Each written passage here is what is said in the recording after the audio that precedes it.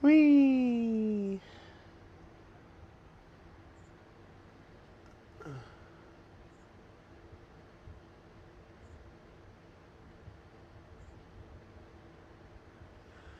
I'm so tired of feeling good, spending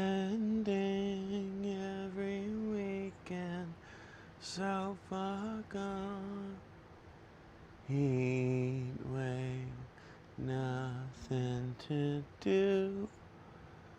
Woke up in my arms, having dreamt of you. Hello. Hello, welcome and greetings. Hello, everyone.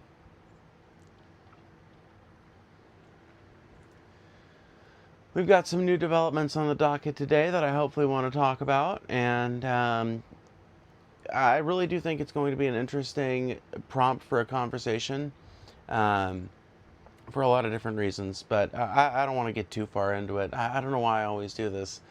I don't want to get too far into the topic before people come in, but I always want to get all excited and be like, oh, this is what we got to talk about. So I don't know. What are you guys up to? Make sure y'all hit that like button as you roll in, by the way. Really does help.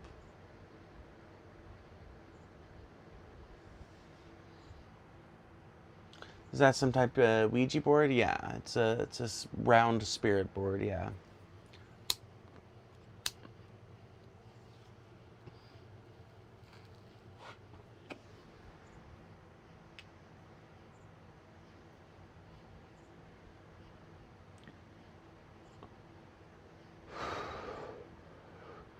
Varieties like that are typically used with pendulums, but can be they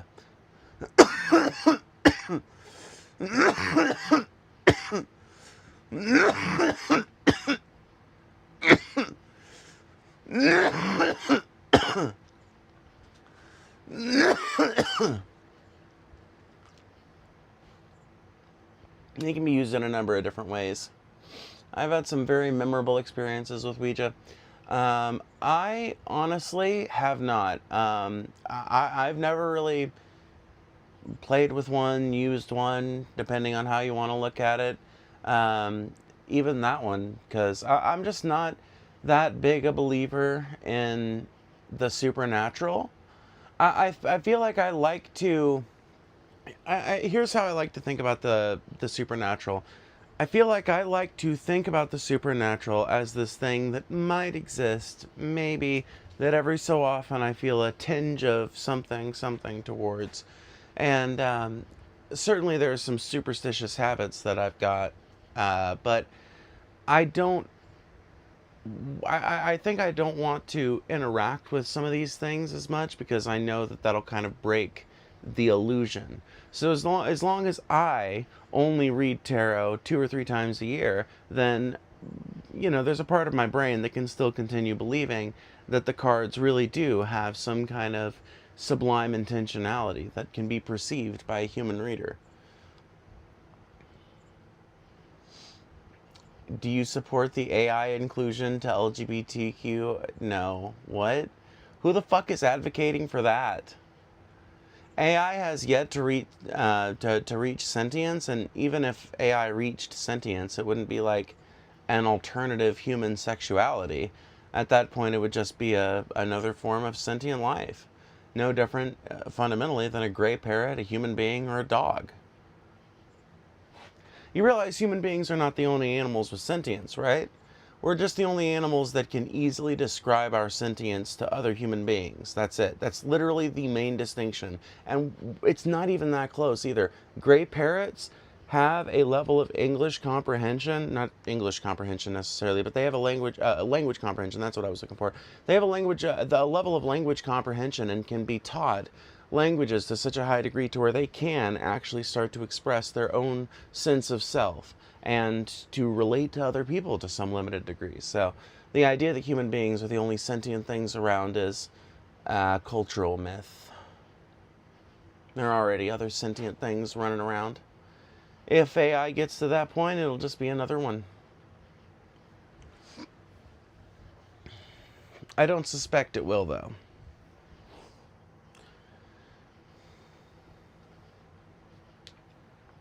By the way, at 30 minutes, we are going to switch over to members-only live chat. So if you want to be able to continue participating in the chat, please sign up for a membership. I give my members a ton, including letting them chat in the live chat once it switches over, and priority reads on their chats beforehand and everything else. So consider signing up.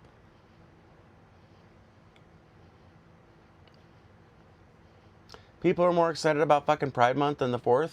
Yeah, maybe that's because gay people are cool and interesting, and Donald Trump is the president when we're supposed to be celebrating July 4th. Doesn't exactly seem like there's a whole lot to celebrate when there is a mad king in place where a president's supposed to be. Thank you for the $2 to tell me I'm disgusting. I hope you know hater money spends just as well anywhere I want to spend it at as anything else does.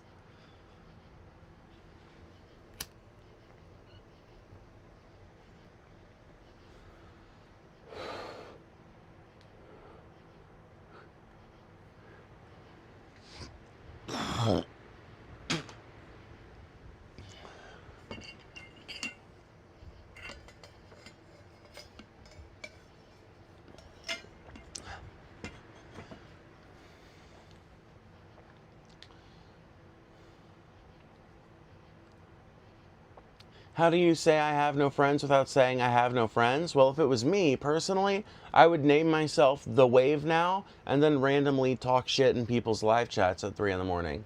That's what I would do. What would you do?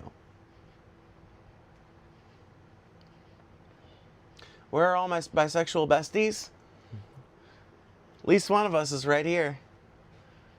Your parents hate you? My parents love me. And that's despite the fact that I can be a pretty frustrating bitch to know sometimes.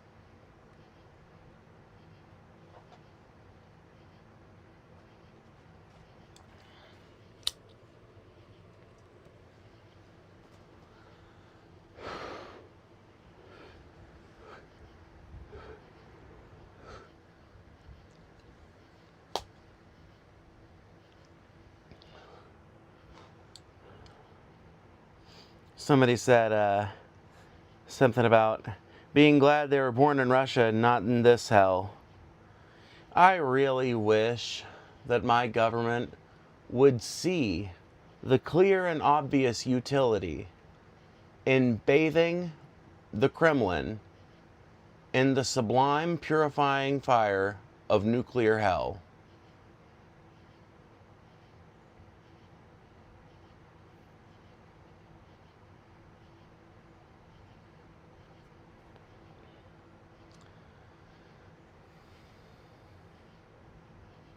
Jabba the Hutt live footage. I know your mom's streaming on OnlyFans right now. I was shocked as fuck to see it too. I think they're covering it in TMZ.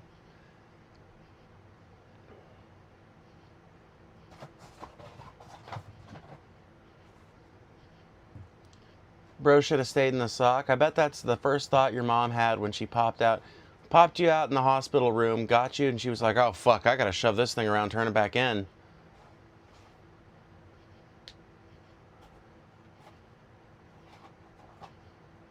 You think hell doesn't exist? I know for a fact that hell does not exist. Number one, let's just go over the reasons why hell doesn't exist. So even if you were to take, well, let's see, I got another $2 from Double Doll. Thank you so much. Happy Pride. We aren't going away, trolls. Yep, we're here. We're queer. Get used to it. So let's talk about why hell definitely isn't real. Number one, even if you were to take the Bible at its word and assume that it was legitimate, the idea of hell is not just an invention of modern Christianity, it's an invention of Jesus Christ himself, if you take the biblical narrative to be trusted. I don't know how much you should, but that's beside the point. The Old Testament contains no references to hell, or insofar as it contains any references to hell, it more specifically refers to what it's translated into hell, but it's a word Sheol that actually refers to basically a garbage dump that existed outside of Jerusalem.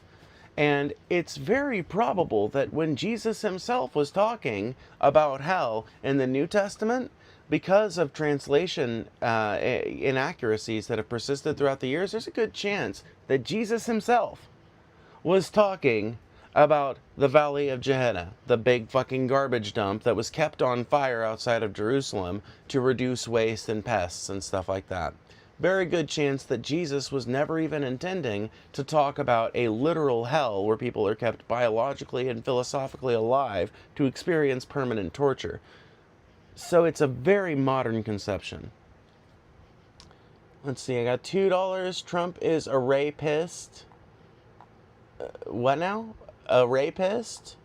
I'm not sure. Oh, now I get what you're saying. Yeah, no. Yeah, read the Epstein files. Big, long dissertation in there from a big, long FBI interview and everything else. There's lots of evidence that points towards Donald Trump being a rapist and a pedophile. You can find it in the Epstein files. Maga continues to deny it because they've ultimately got no arguments besides, well, it's fine when Daddy Trump does it, but I'm going to accuse every trans woman I ever meet of doing it and act like it's the most morally reprehensible thing.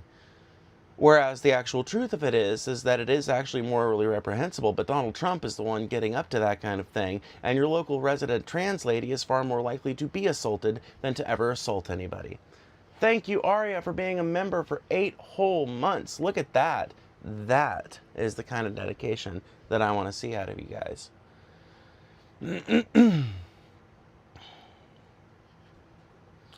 How many Oliver Tree jokes have you gotten so far? Since he died, a ton. I stopped counting after 3,045. You go against my morals? So? Who cares? Why should your morals be legislated?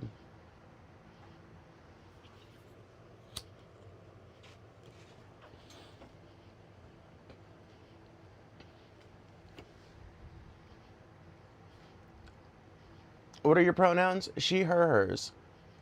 Why should yours? Oh, because scientific evidence points to the fact that societies get better when they implement my policies. Or at least the policies that I believe in. I shouldn't say my policies as if I came up with them. But I believe in things that have been scientifically demonstrated to make society better. Things like universal health care. Things like massive organized reinvestment into a country's public infrastructure and their public transit.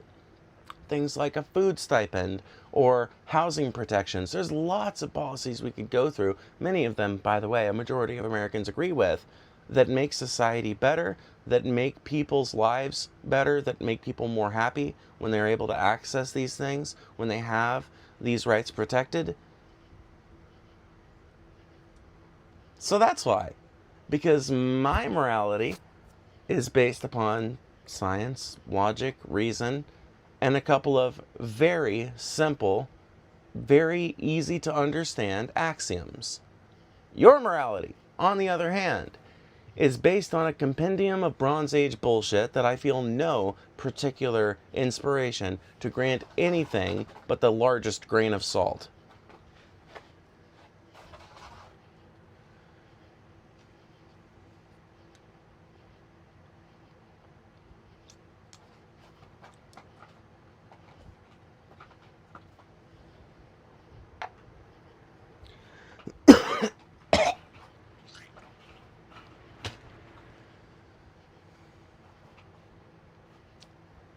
It's because you don't know what you're talking about. Well, luckily for me, morons like you never have anything more intelligent or rational to say than that. Like, you are not going to provide me, like, you are not going to be the one, clearly, to provide me with the clear and well-reasoned, rational, cogent argument that disproves my case. You know why? Because if you could do that, that's what you would have done, instead of posting your little sniping, shit-talking comment. By the way, can we talk about how the Supreme Court affirmed birthright citizenship? I think it was earlier today, or was it yesterday? I'm not sure. But yeah, so they affirmed birthright citizenship in a 5-4 vote, which should be horrifying. Thank you for joining the membership, TC Don. TC Don, thank you. I appreciate that. So yeah, 4 Supreme Court justices basically voted to allow Donald Trump to do whatever he wants and to make up his own constitution, basically. Because, make no bones about it, had the Supreme Court upheld Donald Trump's executive order regarding birthright citizenship, that's what it would have meant. That literally, that one case today, which was thankfully decided in the other direction, literally could have set us on a path where Donald Trump could just codify his own fucking constitution through executive order to be applied to the American people until we get the Republicans out of office.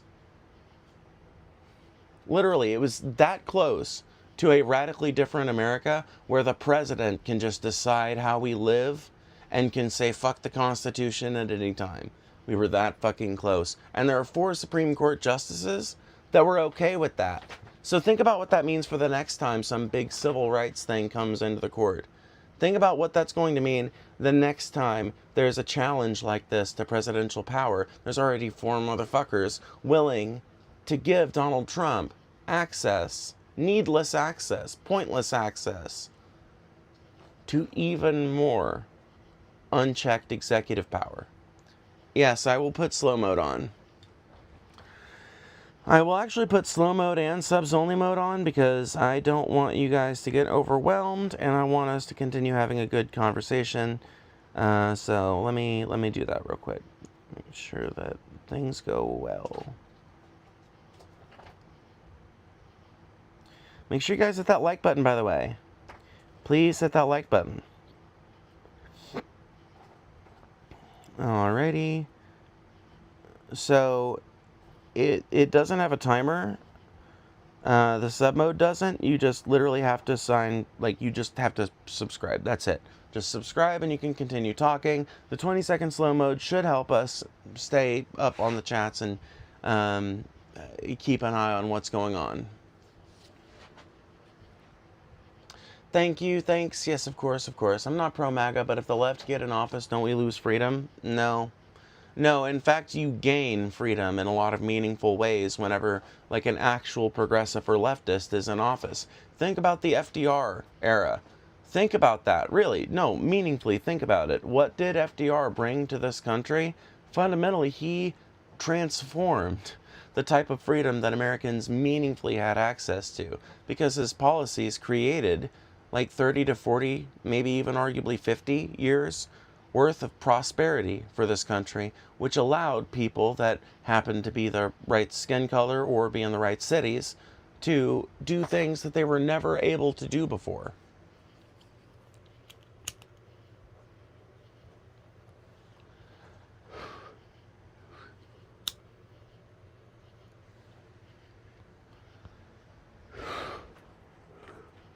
All the freedoms in the world don't mean a fucking thing if you can't afford to enjoy them. What does it matter if you have the fucking freedom to travel if you can't afford to travel? The whole point of leftists and progressives is to make good on the promises of the Enlightenment. And when it comes to American leftists and progressives in particular, a big part of our advocacy is about making good on the promises of America.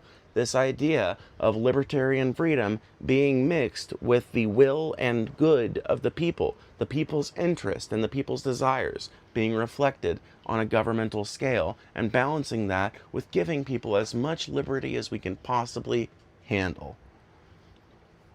That is what the left is about. The right wants to use freedom as a buzzword, but ask 10 different Republicans, get 20 different answers on what freedom means. Here's what I think freedom means. I think that you should be allowed to do whatever the fuck you want, more or less, as long as it doesn't hurt anybody else.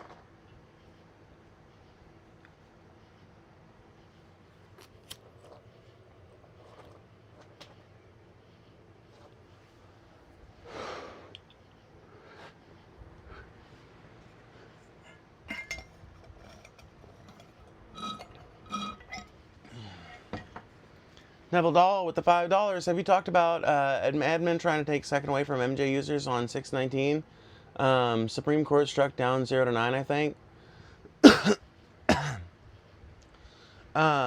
Yeah, actually. I don't know that it was actually the Trump administration that did that, though. I believe it was actually the Biden administration that began under. But it was basically a case, if I remember correctly, it was a case where somebody was denied the ability to purchase a firearm legally, basically, on the basis of their having a state-issued medical card. And it finally got all the way up to the Supreme Court, and in a stunning example of how sometimes the justices can seem to agree on an issue you really wouldn't expect that much agreement on, they voted 0-9 that no, you can't ban someone from owning a gun merely because they're a medical marijuana patient. Because to do so would also imply that you could ban them for being on any other kind of prescription. Basically, I think it's a rare example also of the modern Supreme Court doing something I actually like. Yes, I don't think medical marijuana users should be denied their right to own and handle a firearm, especially because marijuana has not been shown to, and in fact, there's a lot of people that become less risk, a lot of people that become more risk averse when they're on weed. There's a lot of people that get like paranoid and shit when they're on weed, but not paranoid in the weird fucking opioid or drunk way, but paranoid in the like, man, I don't want to fucking even get up and look in the blinds because I can tell somebody's got pulled over out there, but what if I look at the blinds and they look over here? What if they shine the flashlight? What if they yell something? They want to come over here and talk to me. Motherfuckers ain't getting gun to fucking do no nonsense. Think about how rare it is for someone who's like a straight pothead to be caught up doing some violent crime. Okay? 9 times out of 10, if it's a drug user, it's like they're on like a lot of stuff besides weed. And that's not to demonize other drug users. I'm just saying. I don't think there is any medical basis on which to deny a person their right to own and bear firearms on the basis of their having a medical pot card.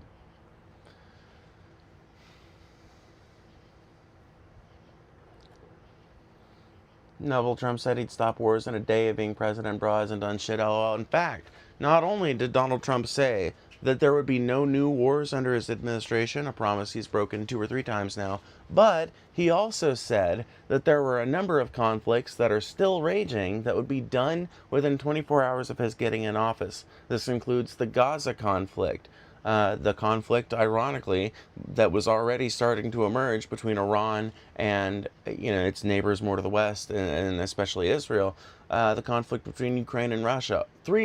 All three of these at different times, he claimed he would have that done within 24 hours of his getting elected. And there were MAGA morons who legitimately believed it. I think there were some Trump voters who voted Trump kind of knowing that that was bullshit.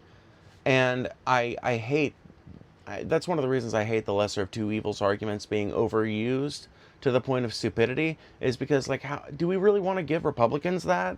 Like, do we really want to, like, think about it. The more you make this argument, the more, because it's an argument that if you just reverse the goals applies just as well either way, If your goals and incentives are different, then your lesser of two evils vote might be a Republican fascist like Trump because you can't get the true Nazi you really want elected, I don't know. I feel like we should just, like, be really focused on making sure we get good candidates and calling out the party when they offer us dog shit. But that's another thing entirely.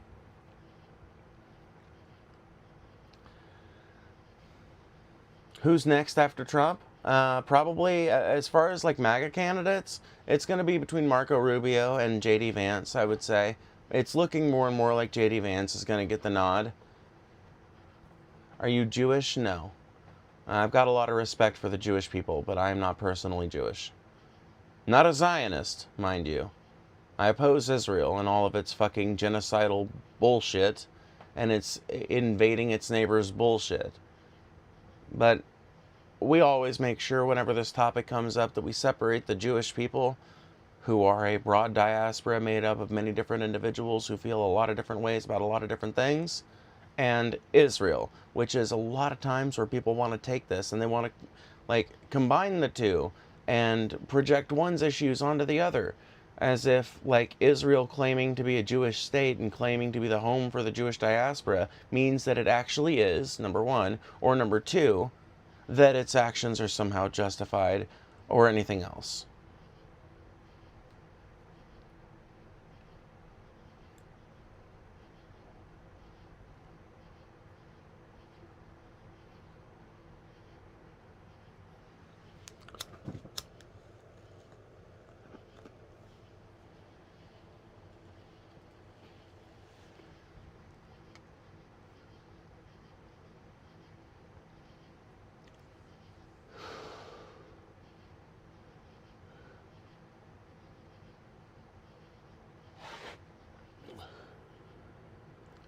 Are you slow? You're the reason why people say medical cannabis is just a drug which do just chilling. What?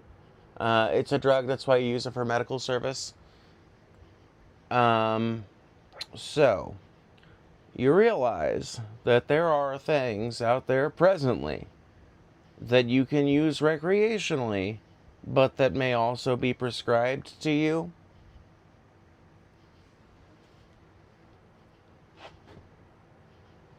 Not only that, but for some reason, nobody seems to really, like, nobody makes this argument, right? You seem to be making the argument that anybody who uses pot recreationally, which you don't know if I'm doing that, it could be that this is my smoke at the end of the day to get ready to go to sleep. For the record, that's what it is. But just saying, whether or not someone's smoking it recreationally or not, the idea you seem to be pushing is that a recreational usage of a drug invalidates its capability to be used medicinally. But I think that's just disproven by the massive amount of pain patients who do successfully take their prescriptions as prescribed, and the amount of people who get addicted or who find those drugs somehow and get hooked on them without a prescription or whatever. Like, the fact that those addicts exist hasn't changed the fact that we still recognize the utility of those drugs. It's just changed our mindset about how often people should be prescribed them. Ultimately, though, I think that all drugs should be legalized and regulated. I don't think that there is a single drug you should be able to get locked up in prison merely for owning, using, or selling a little bit of. Why does the left romanticize Islam and want it here? I don't know. I don't romanticize Islam. I just recognize that the people of Iran and the people of the Middle East more broadly are human beings too, and they deserve autonomy just like we do here in the United States. As far as wanting Islam here, I don't want any religion here. I don't want Christianity here, but I kind of have to deal with it. I don't want Islam here any more than I want Christianity here, but I kind of have to deal with it because it's enshrined in the First Amendment, and I kind of like the fact that I have to deal with it because it encourages a diverse society with people from lots of different backgrounds ingratiating themselves into communities of all kinds.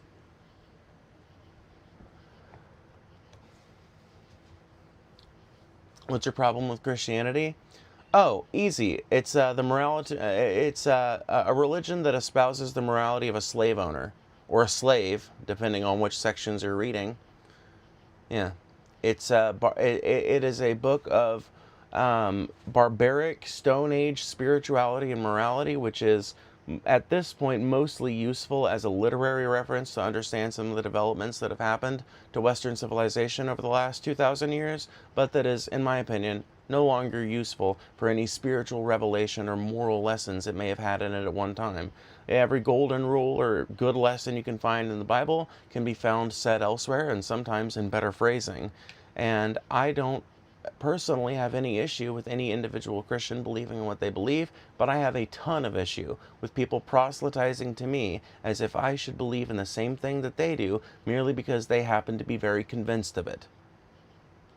Provide me some scientific evidence and I'll be more than happy to become a Christian. But by scientific evidence, of course, I mean repeatable, provable, testable. And that's not exactly something you can provide. You're not even told to look for such a thing in the Bible. In fact, you're told explicitly not to. Belief is supposed to be an act of faith, not a rational takeaway from a reality observed correctly.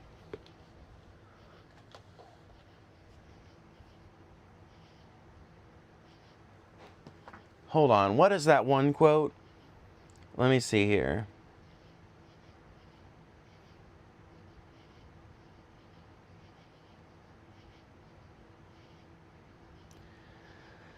Credo quia absurdum. It's a Latin phrase that means I believe because it is absurd. And it's commonly misattributed to the early Christian church father Tertullian. It's actually an Enlightenment era misrepresentation of original writings. So, let's see here.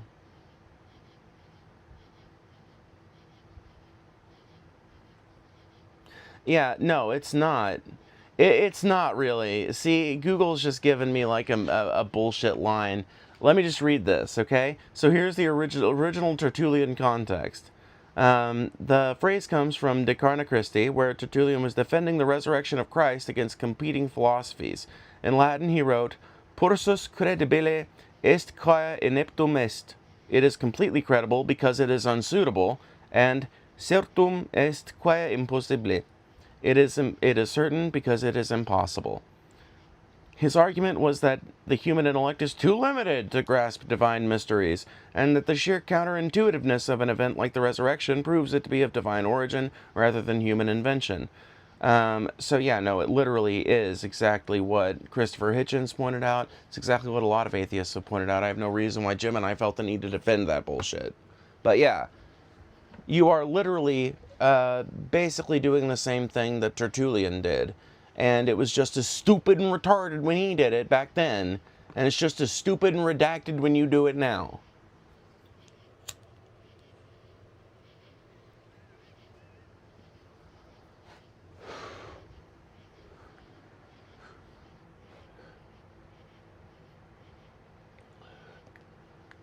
There is no thing as fake weed. That is just not true. There is fake weed. You're not going to get it from a dispensary or anything like that.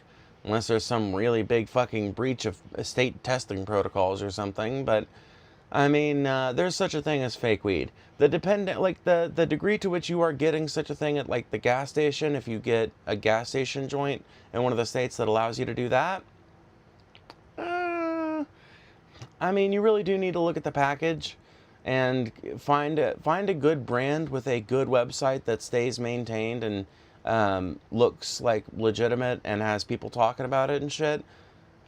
That's a good way to stay up. Like, look for brands that other people are buying and other people are getting. You know, boxes that are always regularly being gone through and stuff. And that's pretty much the best way you can suss it out. Let other people be your guinea pigs.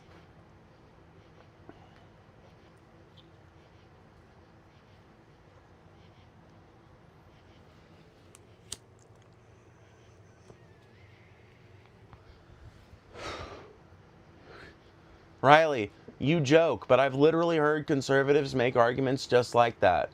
By the way, I'm going to be turning on members only live chat, so if you want to continue participating in the chat, please sign up for the membership. It is very cheap, very simple. But I've literally had people say shit like that. Not exactly like that, but I've had people say that the reason why they refuse to buy dispensary weed is because, according to them, dispensary weed could have chemicals in it that the government is putting in there to control your thoughts or to control the intentionality of the pot user or whatever. Just for the record, there is absolutely no evidence of this. Every single stage of the cannabis process, and pretty much every state I've ever heard about it operating in, is done by regular human beings. They're people you can get to know. They're people that live in your community or communities that you could potentially go visit. They are real people doing a real job, and there is simply no stage in that process whereby some shadowy government. You know what? It occurs to me as I'm talking about this that, let me read the super chat real quick. Just 1 second. If you're not going to read my chats, I'm going to stop. Oh, well, I'm sorry. Hear me out, YT. I appreciate the $2. It's not that I'm like specifically avoiding your chats, just that I get on a roll. And I'm not necessarily looking at the chat every single time that someone sends a message. So don't get in your feelings about it. Just send the message again. It's fine. Anyway, it occurs to me as I'm talking about this that there are a lot of people who do this kind of conspiracy-minded thinking and this conspiracy theory shit that invent. They invent scenarios in their head. They invent ways that things could be happening so that their crazy ass narratives about the world can make sense.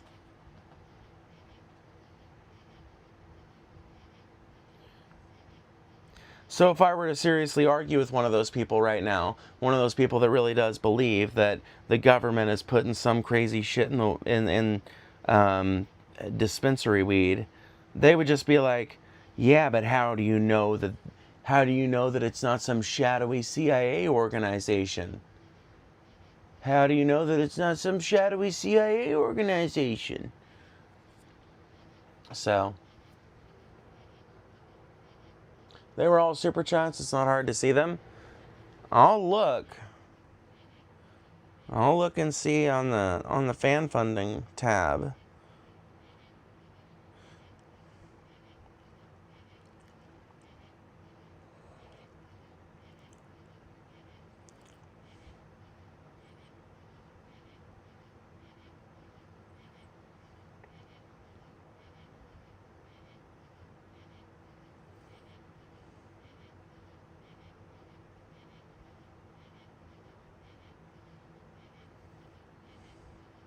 So the first thing you said was, "Yo, it's your boy, hear me out, I'm back." Righteous, thank you for the $2. And then for $5, you said, "It turns out you were right, making my own meth at home was a bad idea. I destroyed my parents' garage and now they have taken away my Xbox." Sounds highly unlikely, but if it is true, hopefully it's a lesson you won't have to learn twice. And hopefully you'll learn to get your ice from reputable suppliers who actually know what they're doing. Or maybe you'll just quit altogether. That'd be nice.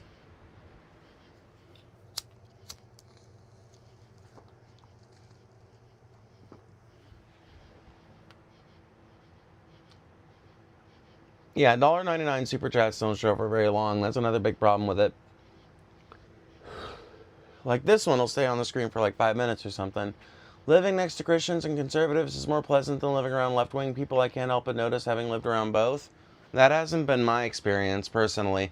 My experience living around conservatives and Christians and shit has been constant judgment, a pervasive feeling of unwelcomeness, dirty looks, maybe occasionally there's some like neighborliness and everything, but it almost feels begrudging. I'm not saying those people aren't capable of it, but I feel like they engage in a lot more of it whenever it's someone that looks and sounds exactly like they do, goes to the same church that they do, or a similar type of church that they do, etc. I feel like it's a really, who you are kind of dependent thing. Whereas my experience living around left-wing people was a pervasive feeling of being welcomed, a pervasive feeling of actually being part of the community that I was a part of and living in. Let's see. Another $5 from Hear Me Out. Thank you for the $5. My friend is considering transitioning. Is there a reason you went with implants as step one before taking any hormone treatments or makeup? Yeah, it's because I kept fucking your dad in the ass every night, and he would say, like, it would be really nice, Phoebe, if you just had a nice pair of titties I could suck on. And I really couldn't afford the hormone therapy long-term commitment, but he was willing to pay for the cosmetic surgery. I get weird stares from both. Yeah, lots of people do, but my point is just that I don't ever get the feeling that, like, I'm going to be ran out of my home or get a cross burned on my yard living in the vicinity of leftists. Whereas, honestly, the idea of random and possibly quite deadly violence being perpetrated against me for no good reason is a constant and pervasive feeling that I've carried with me throughout my time in the Deep South since coming out as trans. I'm talking about cleanliness and orderliness? Bruh.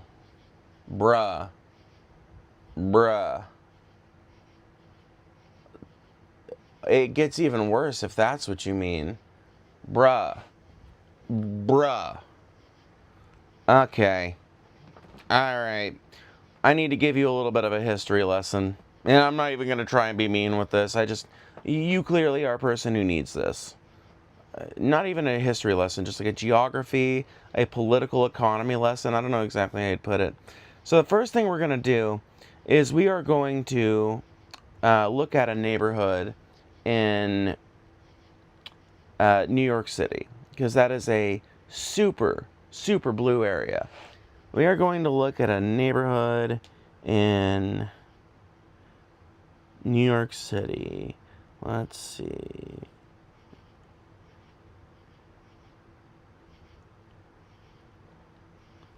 let's just, let's see here. What do I got? What do we got here? No, that's not what I wanted to do.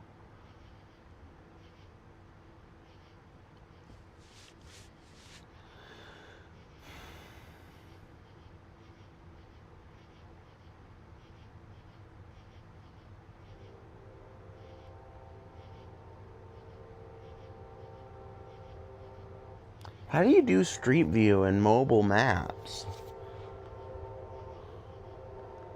That's going to be a hard one for me to figure out.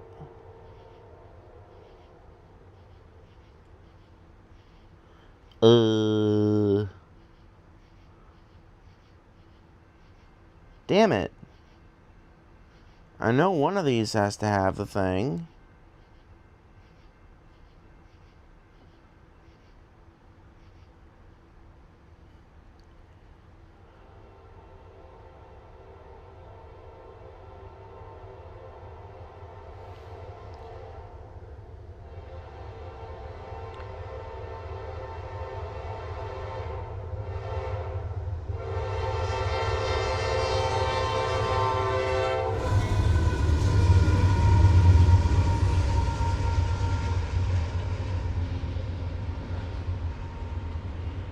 Sorry it's taken me so long. I'm having to figure out exactly how to do this. Oh, okay, I figured it out. Yay, I figured it out. Okay, so, this is in Brooklyn, New York, alright? We're going to go a few tabs down.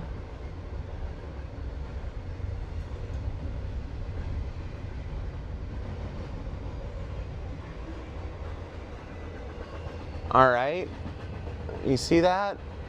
You see that nice brownstone with the fire escapes and everything? You see that nice clean yard? Mind you, this is New York City, but look how clean those streets are. I'm zoomed in, too. There's like one piece of litter I can see. And there's some stuff clear, like maybe on near the curb, but... Then you look at the other side. Look how beautiful that is. Look how fucking pretty that is, okay? So that's a super left-wing neighborhood.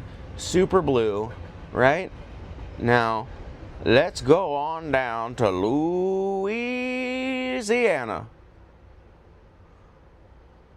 Let's go down now to... Let's go down to... Where are we gonna go to? We're gonna go to...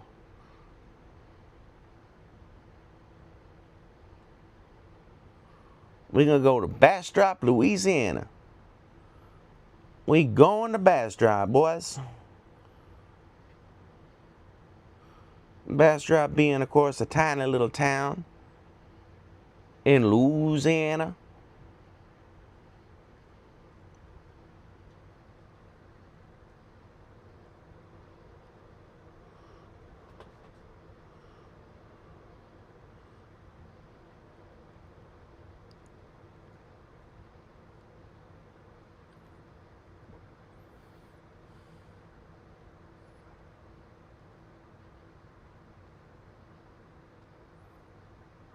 I want to really make sure I drive the message home.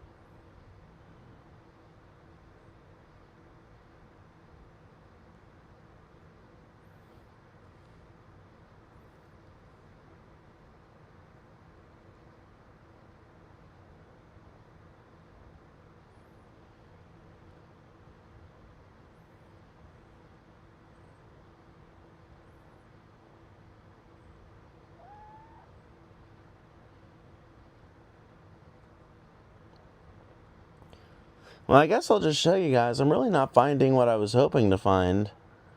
But maybe Bastrop was just a bad... Shit, I clicked off of it. Whatever. I want to find you an example of what exactly I'm talking about, though.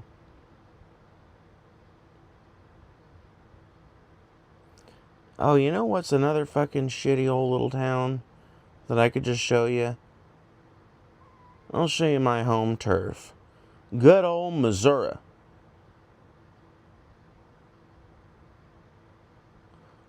Yep. Yep. All right. I got it.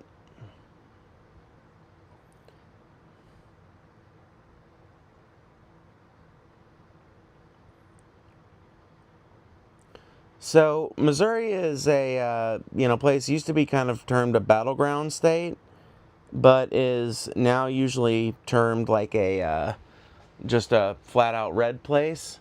So, all right, doesn't look too bad. You got a tree, okay. You got some road. Oof, that's a bad looking road though. That ain't a very good looking road, but maybe it'll get better. Maybe it'll get better. It's not looking better. I ain't gonna lie. It's starting to look a little unkempt.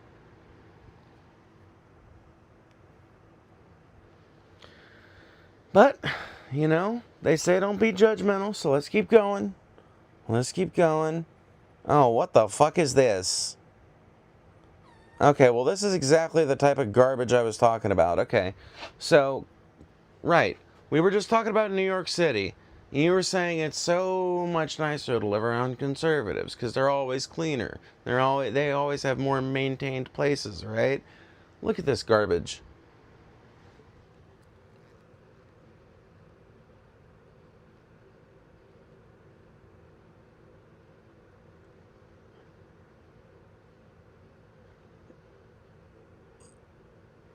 The fuck are we even looking at here?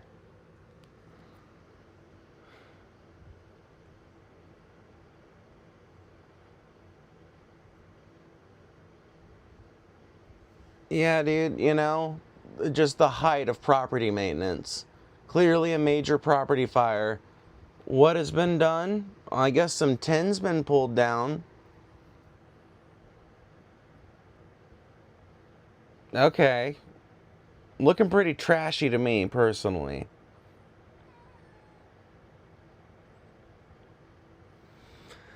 But let's see where else we can get to.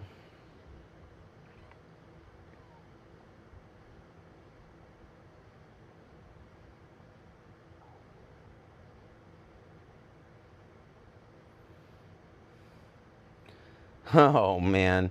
Literally just a dump pile. Literally just somebody dumping. Just a bunch of garbage. Literally just a straight ass, just a giant pile of multiple years worth of garbage. Just piled on the side of the road. But please, tell me more about how conservatives run their places better. Tell me more about how conservatives keep their homes tidier and their streets better swept.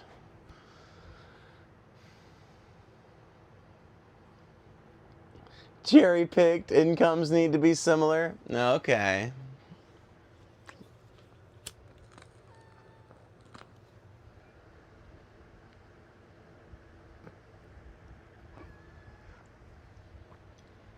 So what you're really trying to say then is that rich people tend to be cleaner and keep their neighborhoods up more than poor people. Are you saying that? Because that would actually be true. Thank you for signing up for the membership, by the way. I can't see your username, but I will scroll up to see that. Are you safer in DT St. Louis or Branson? Depends on what color your skin is. In Branson, I mean. Not in St. Louis. In St. Louis, you're pretty safe. Especially at this point. As long as you're not being like a dickhead or, like trying to incite shit, you know.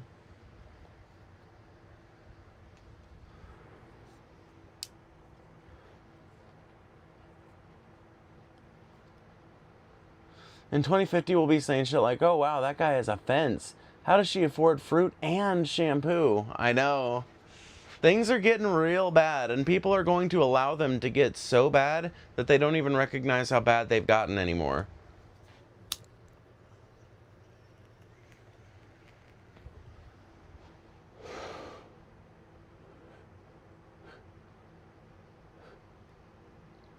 No. Can someone delete that comment? Someone delete Hear Me Out's comment. I can't read that, Hear Me Out. I can't read that out loud. You can't be saying shit like that in the chat. And I certainly cannot look up your home address live on stream.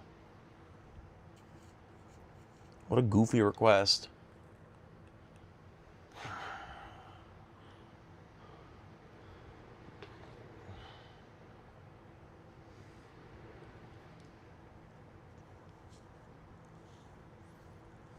And that's the thing, Hear Me Out. It does not matter if it's your address. I'm not going to do something that's going to get my fucking channel taken down. I guess I'll fucking delete the comment myself if I have to. Oh, it's gone. Okay.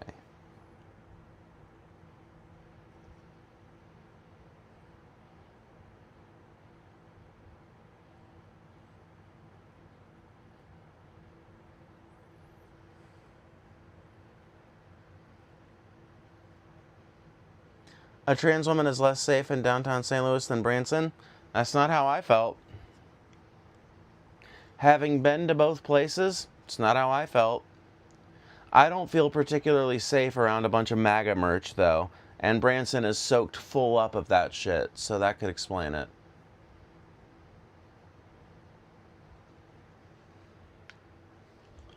Whereas, I gotta tell you, I have multiple friends that live in some of the bad neighborhoods in St. Louis. I have never once felt put upon by any of them, nor any of their neighbors. I don't think I've even spoken to any of their neighbors other than to maybe wave hi if I'm leaving in the morning or something. Never had a problem getting around those neighborhoods, driving around them, anything else, going to businesses around those neighborhoods at any time of the day or night.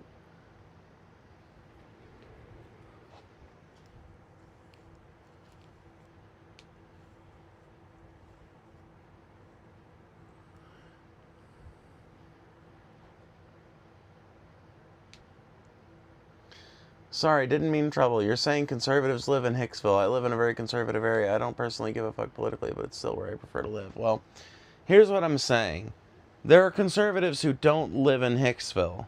But if they live in an area with good social policies and good policies when it comes to keeping the streets up and safety nets and all the kinds of things that we on the left advocate for, it is not like the conservative policy that is making that way. They are choosing to live in a more leftist area where their vote will mean less because they recognize intrinsically that living in better and more developed areas is better, whether that's because of money or better policy.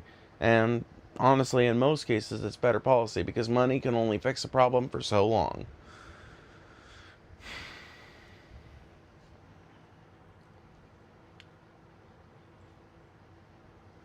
Then why do you pull up Hicksville houses? Because that's where most conservatives live.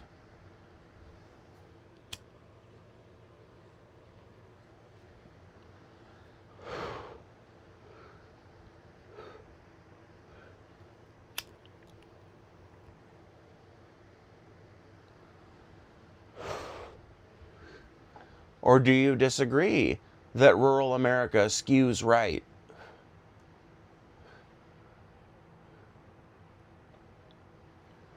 Yes, I will rip a bowl with you. That was a tobacco bowl. It doesn't even count. I've got another bowl here with you. I'll rip, though. Why does every conservative suburb around progressive Seattle look fantastic and Seattle looks like shit? Seattle doesn't look like shit. There's lots of places in Seattle that don't look like shit.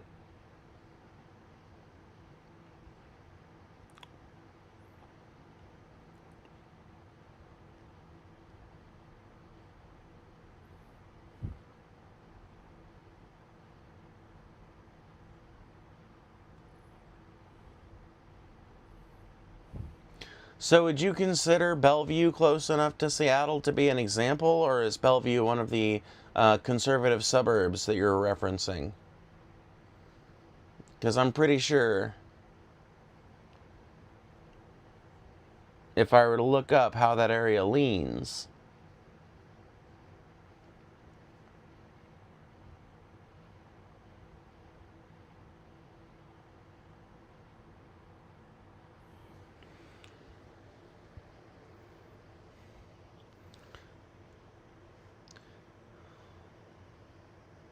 Okay, tell you what. Hear me out. Give me an example of what you think, because I just want to do a little experiment. I will pull up the nicest neighborhood in Memphis proper if you will tell me what the nicest neighborhood in Seattle is. And we will just compare. How does a city and a state with more leftist policies and a city and a state with more right-wing policies, how do they differ? And then we can look at the most dog shit neighborhoods in both places. And we can see which one comes out on top.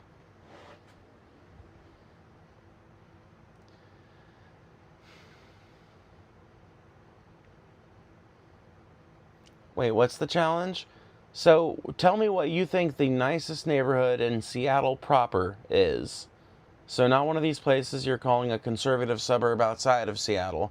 Because you're right, I don't live in Washington. I don't even live close to Washington. I've never been to Washington. I am just basing this off of the research I've done and what I've read about it and the fucking state's economy and politics and shit.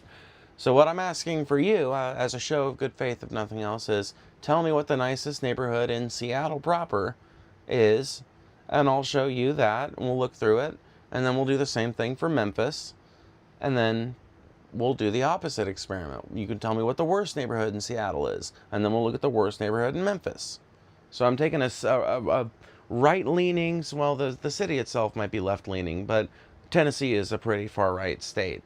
We're taking a city that is somewhat centrist, maybe left-leaning, and a right-wing state that I'm familiar with, and comparing it against a left-wing city and a fairly left-wing state, which is a city that you're familiar with. Okay, so it's a lot of steps, but bear with me.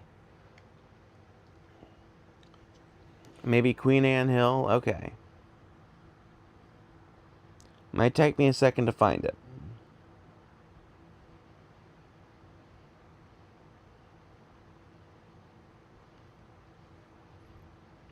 Oh, I see. Okay.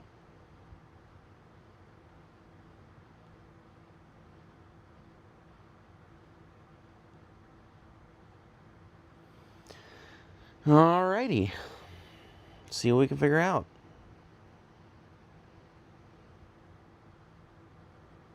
Damn. You're not making your case very well. This is already going to be nicer and more functional. This is already going to be nicer and more functional than anything I'm going to find in Memphis. I can already tell. Okay, so literally the first thing I landed on was this, okay? It was the first thing I landed on. It's an Anytime Fitness, so there's that. And then there's a scooter area. And it looks like one of those like scooter rental spots where you kind of like lock up the scooter when you're done with it, and then somebody comes by and they can rent it after you, I guess. It's kind of what it looks like. Looks like there's a park and ride or some kind of parking lot behind it as well. And the streets look fairly clean. They're not as clean as they were in New York City. There's more litter for sure, but not that much more. The trees look relatively well trimmed. There's a beautiful building in the background here. Oh, it's not even a building, it's a big radio tower. That's cool. Yeah, so there's that.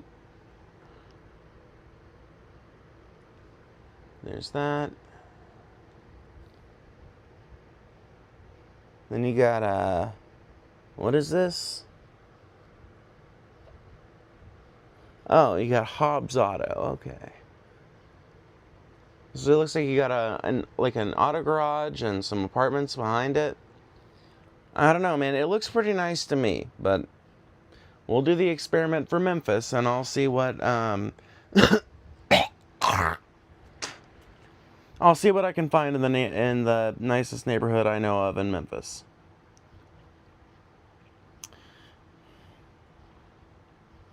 Now we're talking Memphis proper, so that's going to kind of reduce my options because, you know, I could obviously, if I wanted to skew it in your direction, I could definitely show you one of the suburbs outside of Memphis that is a lot nicer than the neighborhoods that are in Memphis proper. But let me look it up real quick just so I know I'm right.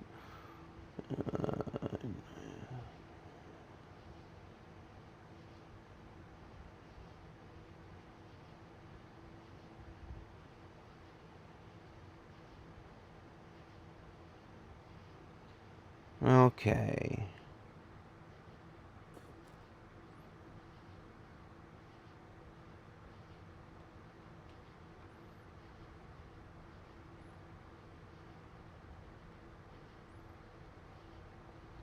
Okay.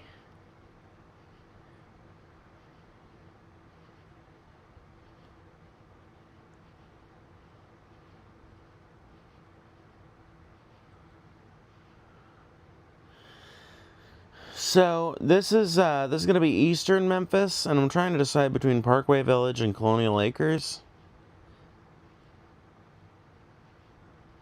I guess we'll do Parkway Village because it looks like it's actually got like a little city, like a micro city center, which is one of the things I think you kind of need to have a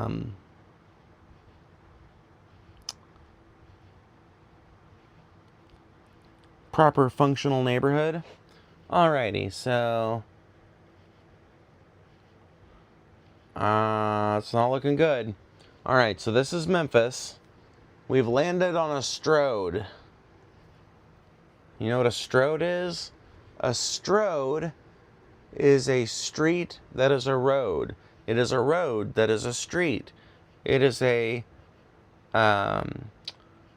is a device without a use. It is a back room without walls. Basically, Strodes exist to serve a need that pretty much only exists in America because we rely so much on cars. We've got to have roads that can do street things but maintain highway speeds for the most part. And that's one of the reasons why car crashes are so common in America.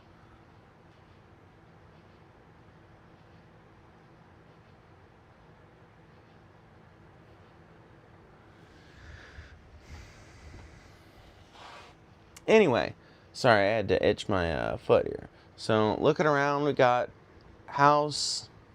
Something you'll notice about Memphis, too, is that even though you're way closer to the East Coast, there are a lot more of these spaced out, inefficient, expensive to maintain fucking single family houses. Just more and more of them. Oh, is that... Oh! Apartment buildings! And they've got some weird metal over the balconies, which I assume helps block out some of the sun. Probably blocks out a lot of the air, though, too. I don't know. I wonder, actually, how that works out for people that live there. But, you know. So let's see. Let's see if I can...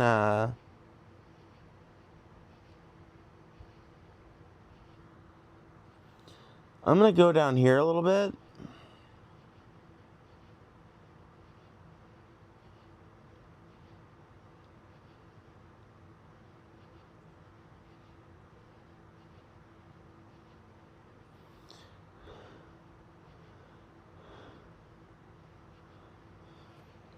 Okay, so here we go. So here's what you get if you get a little bit outside the residential area, right? So you can see there's some houses back there, but if you turn, there's a strip mall, and some more strip mall, and a gas station, and let's not forget it, a Strode.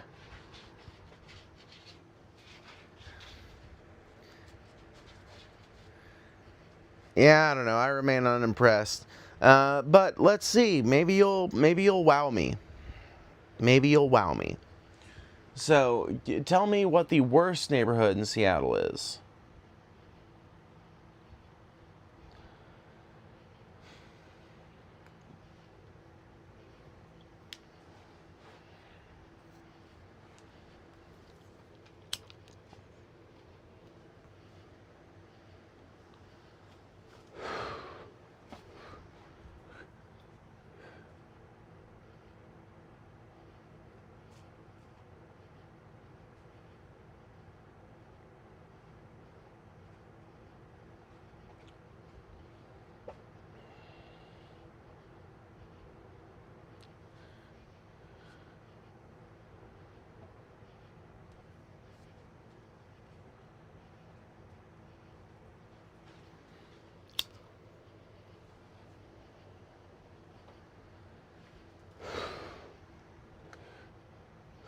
Glad they mowed down all those trees to put up shitty looking boxes painted different colors instead of affordable housing.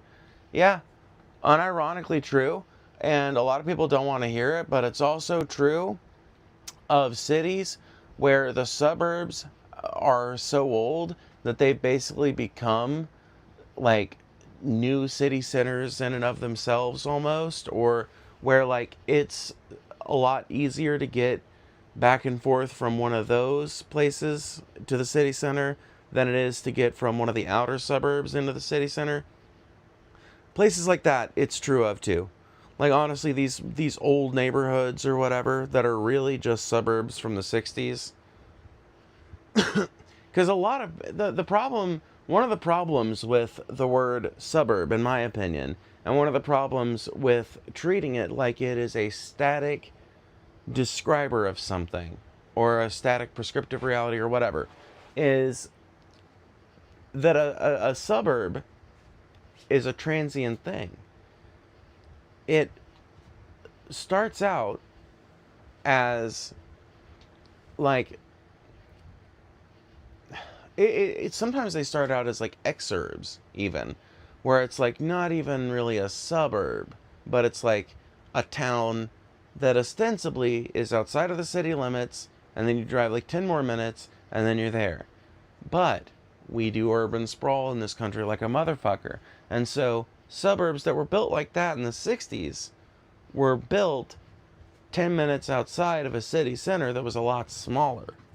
And so when you look at a modern city, especially on like the eastern half of the country, you are very likely to see this big ring of interstates. And if you look in that, you are very likely to see just street after street after endless street of single family houses. And that trend doesn't really change until you get really close to the actual city center.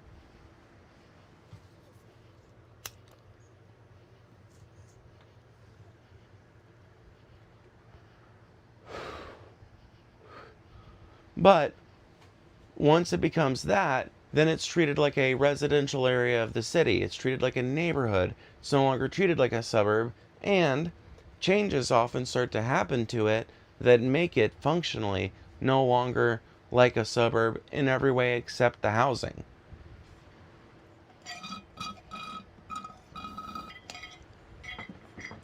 And so a lot of people, when they say the word suburb,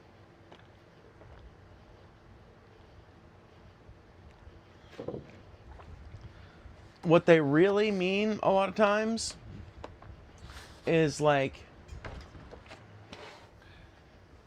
a development or a subdivision or or a modern suburb, which can oftentimes take the form of either of those two I just mentioned. But you get what I'm saying, right? A lot of people, when they use the word suburb, they're referring specifically to what it seems to me like is usually perceived of as a somewhat modern phenomenon. But I wish people would understand that this is a problem that we have been going through since basically like the 50s. And it's only gotten worse with every succeeding generation. And fixing it doesn't just mean we need to stop building suburbs. It means we need to slowly but surely start empowering, like either like people need to start getting together collectively to buy up tracts of land with single family houses on them and put affordable housing there instead, or we need to empower municipal governments, state governments, and maybe even the federal government to do that on a mass level, so that some of these places can be transformed into places that can accommodate the amount of people that actually live there. Because there are currently just it's devastating, dude. There are people that live in what is like even worse poverty than they should have to, basically, because the way housing is set up in their area in one of these urban sprawl nightmare cities that I'm talking about is like they can't get an apartment of their own for the $800 or whatever that they're paying in rent. So they're paying that rent instead to someone who owns a house to live in their garage loft and have the garage too. or to live in an outbuilding in the backyard or something that's maintained like a fucking second house or whatever. Or even just like there's some people literally buy a house, rent out individual rooms of it to different people. And yeah, like I don't have any problem with that practice in theory, other than somebody is extracting rent from it. But ultimately, it should be up to a human being if they want a space of their own in an apartment, or if they want to share a lot of their space communally with other people. And a lot of people don't have that choice in these cities that we're talking about, because there's just not the right kind of housing built around that area.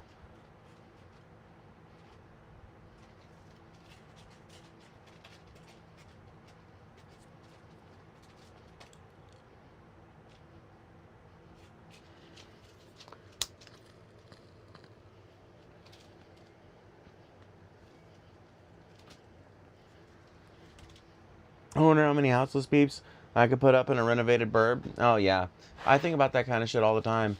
Well, think about how many human beings that are currently houseless or that live in suboptimal housing situations who could actually have a meaningful level of independence on their own and like some economic freedom and shit if we did away with this style of housing within cities. Not entirely, I get it, there's going to be a few, but like for the most part, it needs to be apartments that you drive by in a city, not single family houses. You wonder why the city is so hard to fucking get around, and then look at what you're fucking surrounded by. Every motherfucker's got a car and a driveway of their own. And because they got the driveway, they've got the capacity to have 2 more cars. So who knows how many people they'll be putting out with their shit.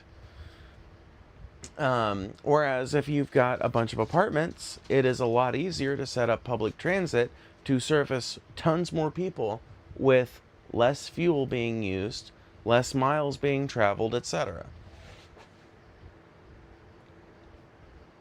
Think about how much space, even one of these small cookie cutter houses where the house is pretty big and everything, but the yard in back is real tiny and the yard you get out front is real tiny, right?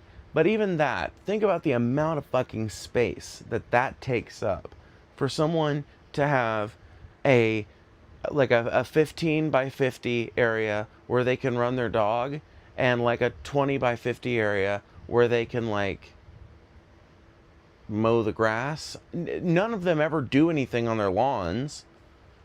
They all look at it like it's breaking the fucking atmosphere of the neighborhood to do anything on your lawn. So it's not like they're using it for anything. It's literally just a flex. Think about how much land, historically and still today, we are wasting on the idea of people being able to flex.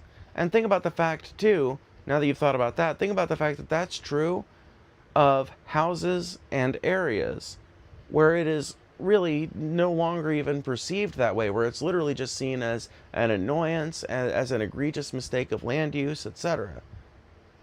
So it's not even serving its original purpose in these like absorbed suburbs, because nobody looks at it like that anymore. They actually use their lawn. So if anything, they might like having the lawn because they like having a place for their kids to play.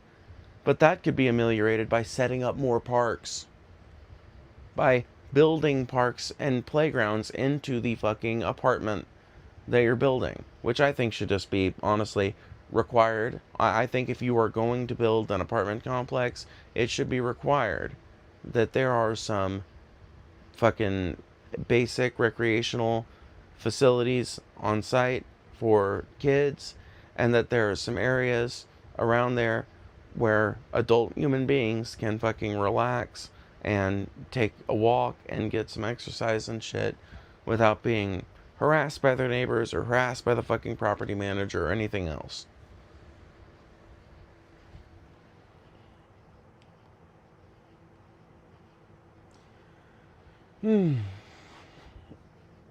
Always will champion more parks, 100%.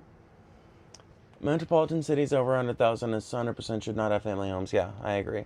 Invitation accepted, a little above. Let's see.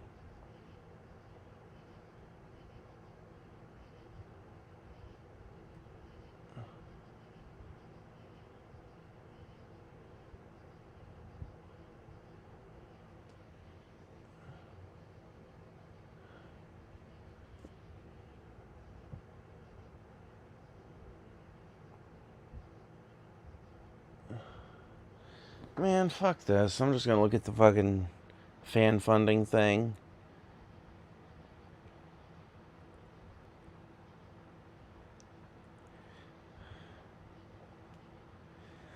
Oh, it's taking me so long.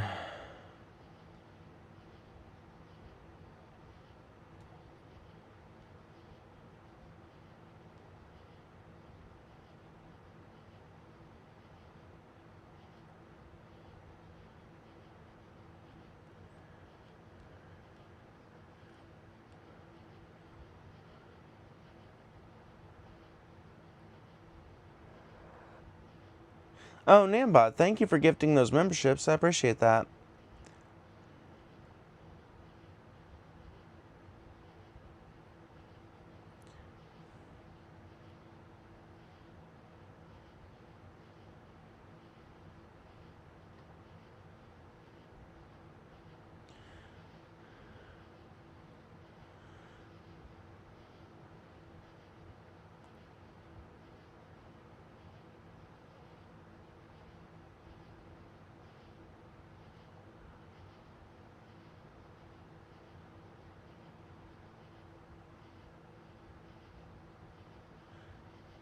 Yeah, it's fine. I know.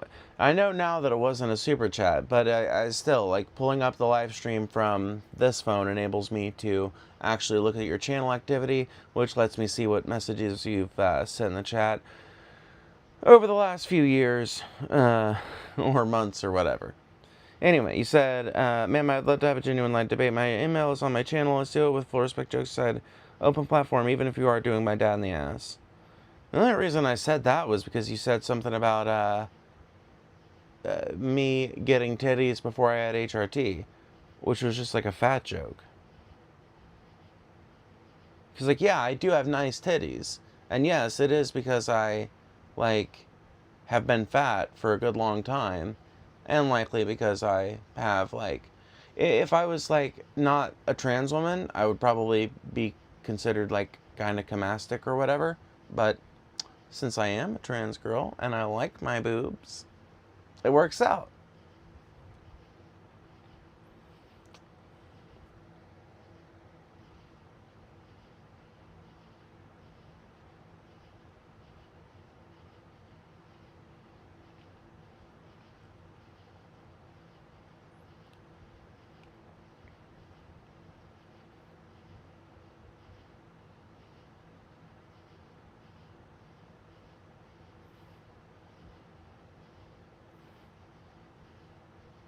See, this is funny. I feel like you're being so disingenuous with this argument, though. Because you were like, are you looking for real-time crime/murders on Google Maps? And before that, you said, how much does it cost to live there, and what are the odds your car has a catalytic converter after a month? So, like, I don't think there are, like, stats on catalytic converter thefts. I don't think that that's something I could look up in the first place. But yes. Yeah, no, I'd be willing to do a simulcast where we have a live debate at some point. I can't do it tonight, but maybe at some point next week. Thank you, King Bugs, for the 5 gifted memberships. I appreciate that a ton.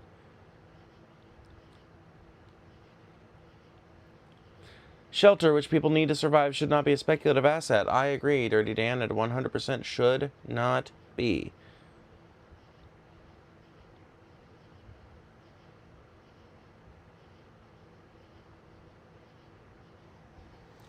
There are stats on it for Seattle. They steal that many.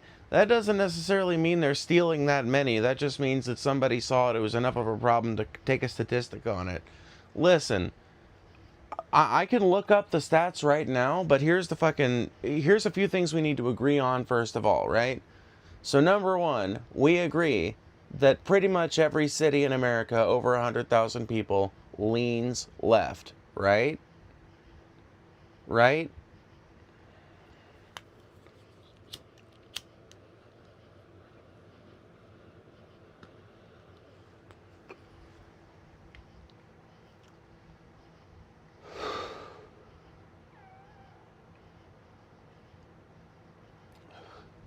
Well, that's what happens, Matt. If they give enough subs and memberships, you know, then that's what happens. Random subscribers is the ones who gets them. So, as long as you're subbed to Billy's channel, you don't necessarily have to be visiting often.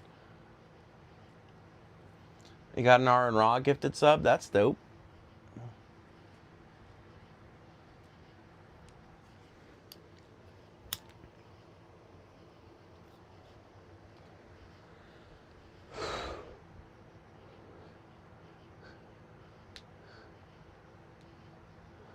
I've had license plates stolen off vehicle 100% of trips to Seattle. Man, I don't believe that. You would stop fucking taking your own car to Seattle after the fucking second time. Literally. So either it's happened like twice and you just don't trust it anymore. Okay, understandable. It could just be coincidence though.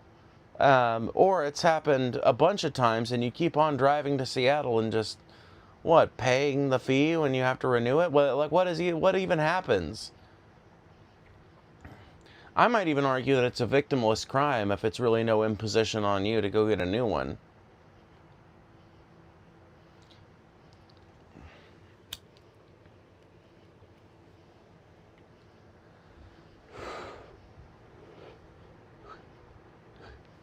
Why do you think I don't go? Well, that's kind of the point I'm making. I don't think you've really been that many times at all. I'm sure you've been a couple times, but I happen to be friends with a content creator who lives in, not in Seattle, but across the water, basically, in, I don't remember the exact town he lives in. Not my business anyway. Yes, I do. Never mind. Anyway, point is, he lives like I don't know, like hour and a half, something like that from Seattle. And he's been there plenty, and he drives a really nice car. It's a nice, modern, you know, Nissan fucking some shit like that. I don't know. It's like one of Nissan's really, it's a Nissan Aria. That's what it is. Yeah, it's like a nice-ass Nissan Aria. And he's never reported any property damage or anything getting stolen out of it or anybody trying to fucking carjack him. And, I don't know. He's a storytelling motherfucker, so if it had happened, I'd have heard about it by now. I'd really be interested, honestly, in seeing if Paul Zigo would be interested in hopping on for that stream.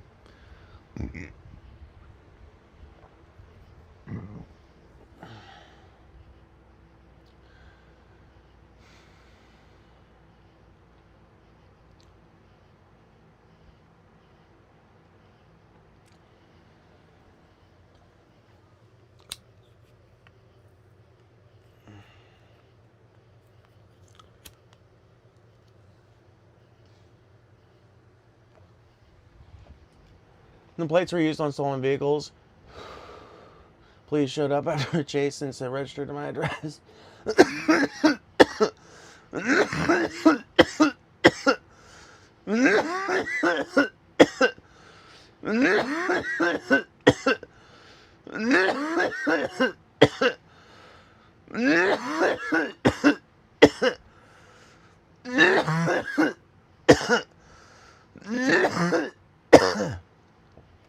Anyway, Lord have mercy. Fuck, sorry about that. Normally I'd mute through a big cough like that, but it's my stream. I get to do what I want. If we do a debate, I'll mute through the coughs. Like I did for Modern Day Debate. And if you want my bona fides in that regard, you can just check out my videos tab. Goodness, Phoebe. LOL, don't die. That was a real genuine coughing fit. Yeah, 100%. Like and donate. Yeah. Donations were rather anemic this month, not going to lie. Then again, it's a very hot month and expenses have been going up for everybody because I kind of understand. But if you do have a little bit of spare change rolling around in your pocket, feel free to donate it to a girl. because it helps support the work we do.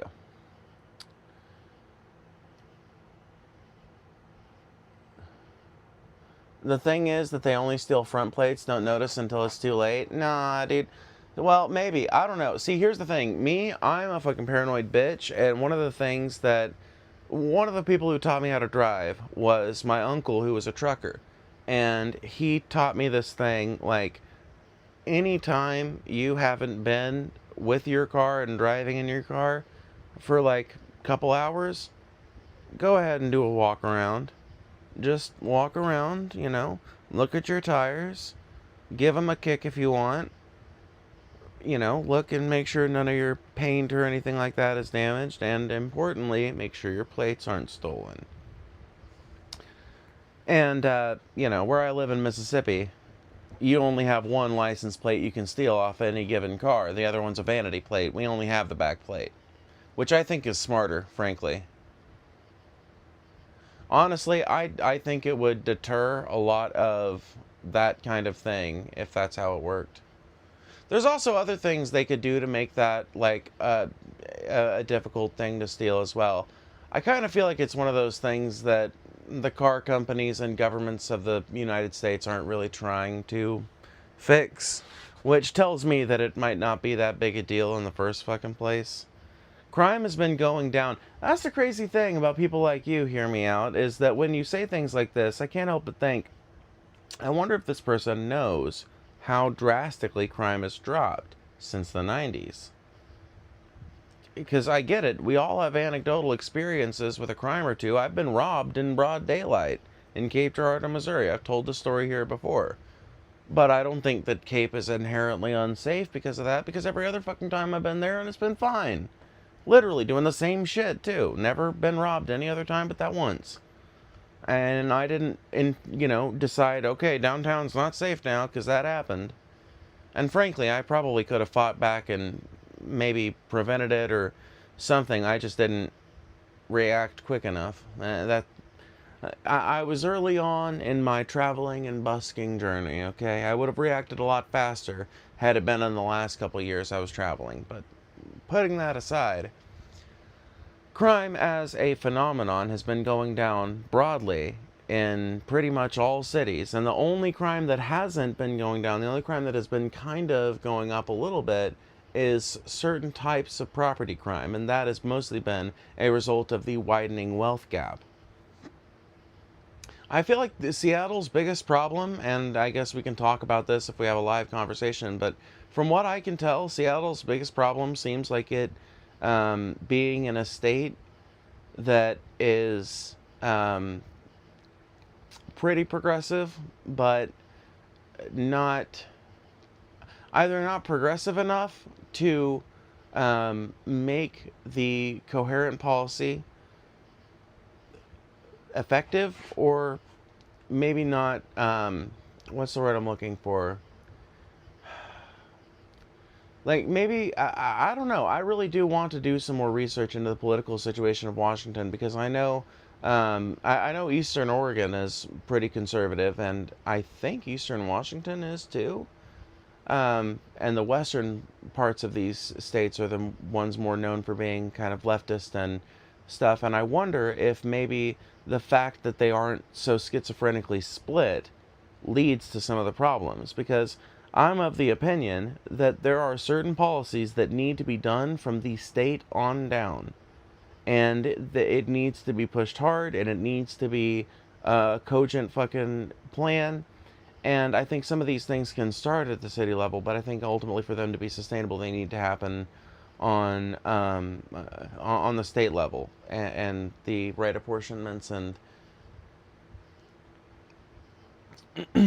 legislative pathways have to be used to make some of these programs things that you can actually look forward to existing in the future, and for them to be effective. It's like one of the best examples I could use of this would be Chicago and gun crime, right? So Chicago is pretty hard on guns. Illinois, on the other hand, is not that hard on guns. It's harder than Missouri or Indiana is, but the problem is that it's surrounded by Missouri and Indiana. And, you know, on the southern end, you've got Kentucky and Tennessee.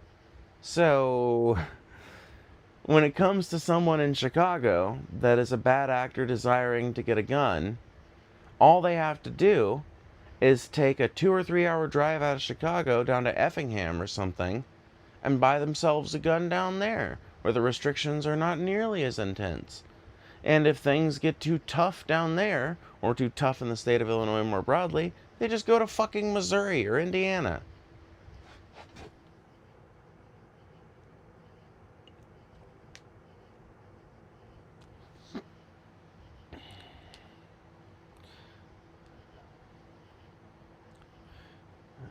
Hear me out. I don't know if you just didn't hear me or what, but I said that the problem might be that the state is not progressive enough. Also, don't spam emojis. If you're a content creator of your own, you should know that.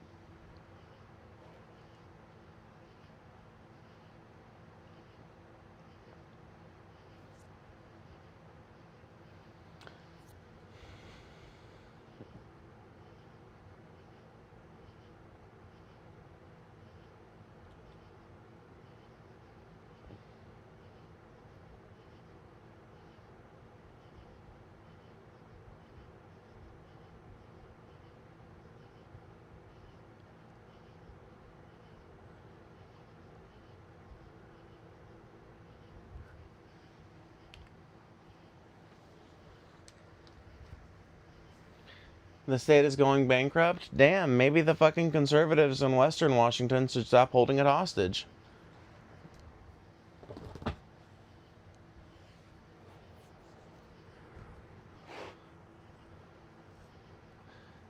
Dude, hear me out. I think it's kind of funny, I'm not gonna lie, that your channel mentioned something about law cows, but you're sitting here continuing to argue with me when I've told you about 3 times now that I am operating on a layperson's knowledge of Washington. But since you continue to, with zero self-awareness, engage me on this topic, I'm your Huckleberry.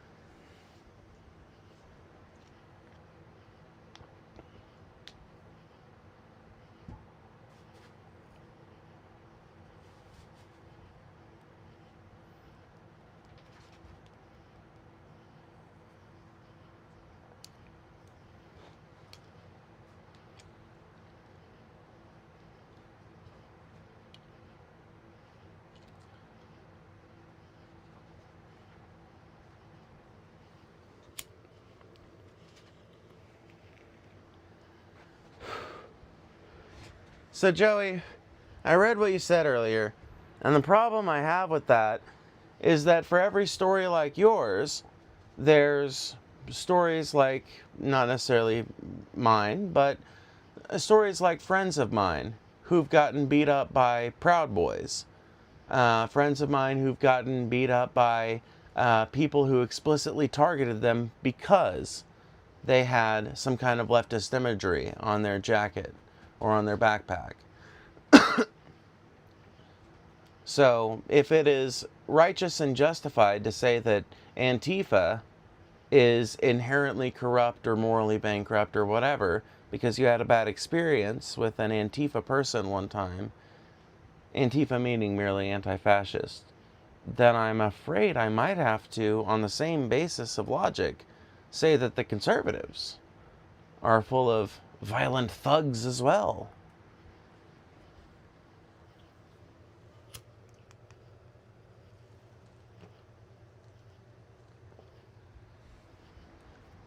Certainly Dylan Roof was no leftist.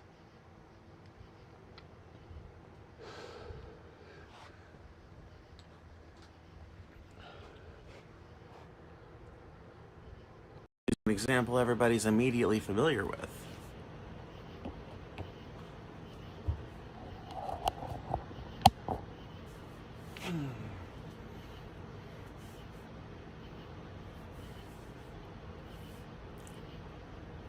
I'm telling you facts, you're telling me I don't think I ever said once that you were uninformed.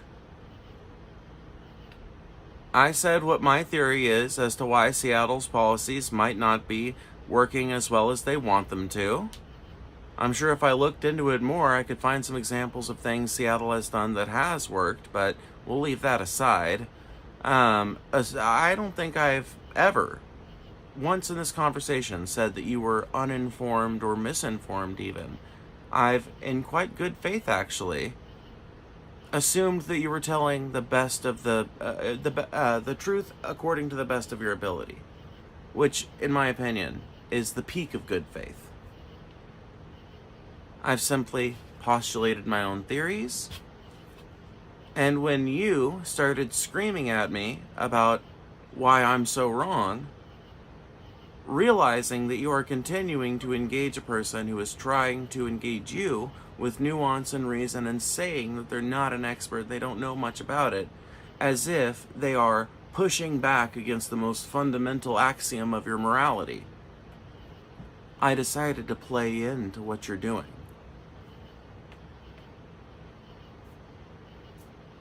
You're the one who started yelling. You're the one who started spamming emojis. I sit here calm and collected. Chill, even.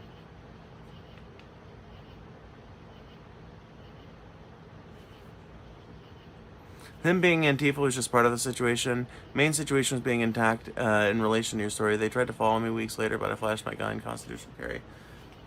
I just don't think it has anything with them being Antifa. I think it's like they're bad people. Bad people are willing, like, think about it, right? Bad people are willing and are at least way more willing than like a good person who's maybe just frustrated. Like a shitty person is going to be more apt to try and find ways that they can dress up their shittiness. And people do this on both the right and the left. Now, I will argue that the right has a higher tendency to generate this particular breed of sociopath, or that maybe this particular breed of sociopath has a tendency to go to the right. I don't know. But there are always going to be bad people espousing all kinds of ideologies. And just like I don't blame every Muslim for the jihadists, nor do I blame every Christian for the fundies, I don't blame every Antifa person for the couple of people that were dickheads to you and that attacked you in broad daylight. Just like I don't blame every black person for the couple of black teenagers that robbed me in Cape. Like, it didn't fucking make me racist. Surprised to say, I know.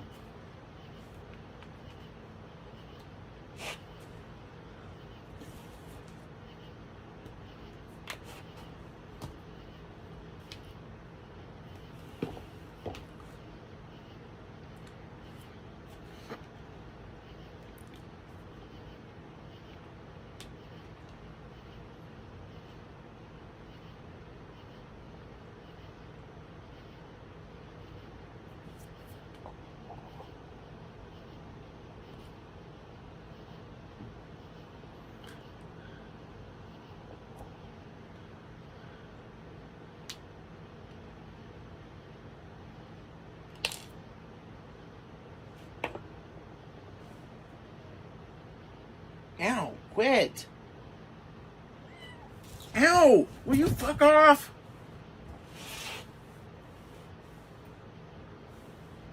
I don't know why my cat is insistent on, like, attacking me. I think she's trying to play, but it sure don't feel like play.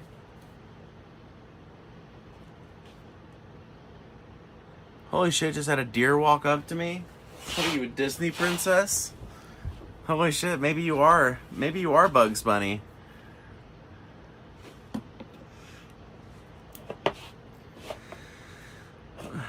Honestly, if you live in the right kind of area, that might not be that weird. Deer are actually, it's weird. So in populations with, like, these neighborhoods we were talking about earlier, and lots of suburbs that are still growing outside, deer populations are actually kind of starting to get out of hand, and also starting to get acclimated to human presence. The same way raccoons have been getting acclimated to human presence since the beginning of colonization. And probably before.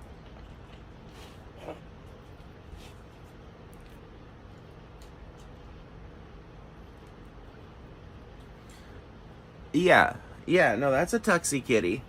Her name is Sissy. She's being, I don't know, a little tornado of destruction tonight, but normally she's real sweet. What? Why isn't my thing working?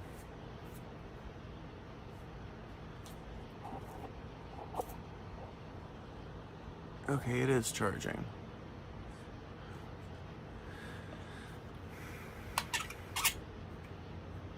So wait, Joey, hold on. Were you wearing a MAGA hat or something? I'm not saying that would justify it, not according to my morality, but I'm just wondering. Because you're kind of making it sound like you were just like minding your own business, no indication of your own political beliefs at all, and they just decided to descend upon you like a couple of evil ghouls, you know? Did they do that, or was there a little, you know?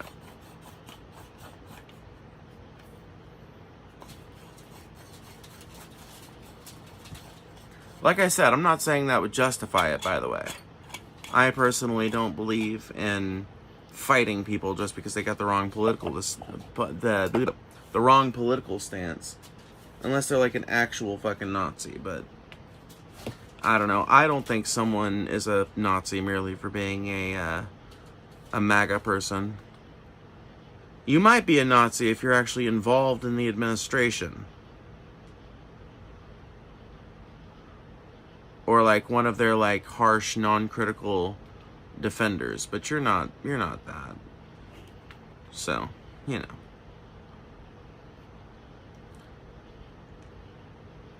Yes, it is quite possible. Well, yeah, I don't think it justifies it, but I do think that it would make a lot more sense if that's the way it went down and the reason why it happened, because things are getting a lot more tense these days, and I don't like that. I know as a person that does, you know, controversial content for a living, I'm not exactly a fan of the idea that a lot of people seem to be getting into their heads, that rather than going after the people who are actually responsible for our problems, we're just going to eat each other. You know, that bothers me, and that's a big part of the reason why I do my chats and my streams the way that I do, and why I allow so many different people from so many different backgrounds to say the things they do in here and to disagree with me so much and everything, because I think fostering conversations and showing people that it can still be had out over the phone with some curse words and some, you know, visceral language and everything is better than having it out with fists, guns, or otherwise. Let me see. Thank you for the $2. I'm going to the hot tub. Email me if you want to debate. Okay, I will try to remember to. Hear me out. I have also got some social medias on my profile. If you want to check them out and initiate things, you are also welcome to do so. But I will try to remember to email you. I need to get back to some emails anyway. I had somebody email me about making emojis, and I need to get back to them.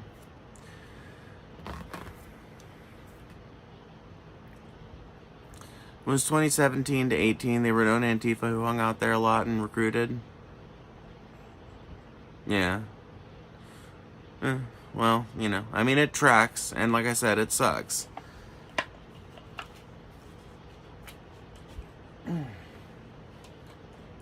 But ultimately, I still feel like it's got more to do with the fact that people have started to get to an insane level of internal justification when it comes to violent ideas and stuff, and less to do with like the ideology of being anti-fascist.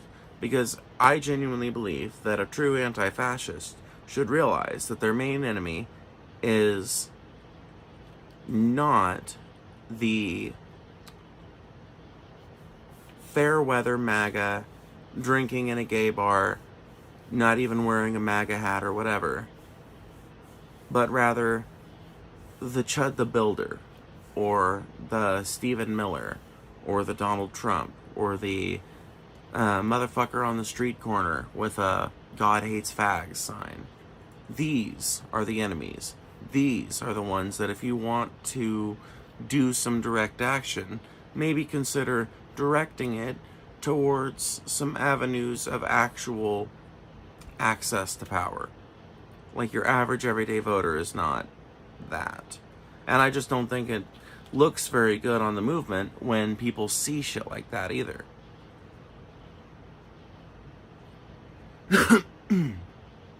Not exactly my most popular opinion on the left.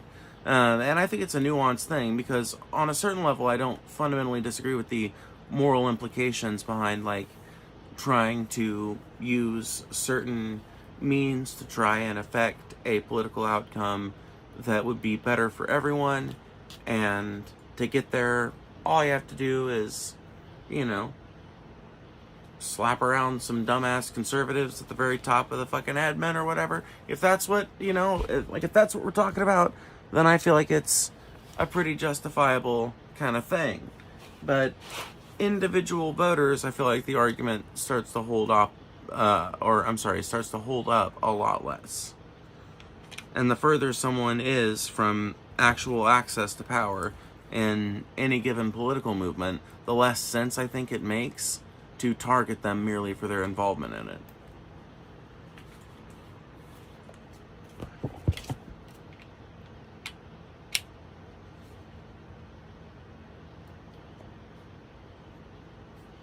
There were literally millions of people in West Germany and East Germany that were suppliers in some fashion to Nazis, that worked in factories that were owned by Nazis, that had Nazi bosses, etc., that were not prosecuted, that may have been culturally shamed in a fashion, but that were not prosecuted or beaten up even in a lot of cases for their participation in that, because it was largely seen as a thing that was dependent on the level to which you participated in the atrocities. And I don't think that you have participated at a high enough level to warrant that kind of action merely by voting for the candidate who's doing it. We should have prosecuted more, though. 100%. We should have prosecuted more. No doubt about it. There are plenty of high-level Nazis that got away with it.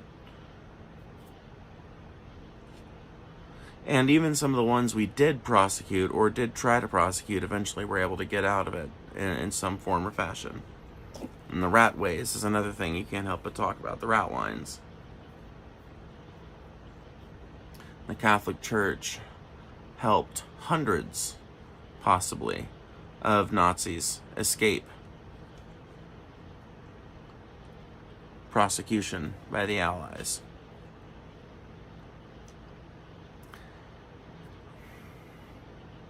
I just tell people things like capitalism reverts to fascism when it feels threatened. 100%, yeah. It's just historically fucking verifiable. Sadly, I've had several people tell me, IRL, we need fascism to save America. I always want to ask people like that, like, save it from what? Save it from who? Because if you're telling me we need fascism for anything, you sound like the motherfucker that needs opposed. That's how I feel about it.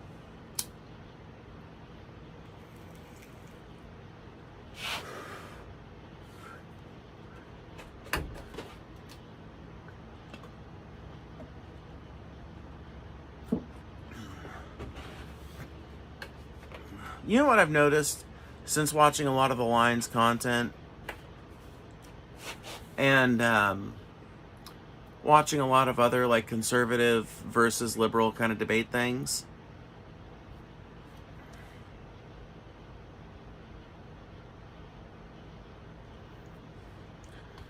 I have realized that a lot of times, not every conservative, but a lot of times, die-hard, I defend every one of the policies kind of conservatives will get backed into a corner on an argument about abortion or the border or healthcare or some shit. And when they get backed into a corner sufficiently enough, they turn to transphobia. I'm not saying anyone's done that here, by the way. I'm not calling anyone out. I'm just thinking about something that I wanted to talk about tonight. And I think it's very interesting that people feel like that's such an easy dunk.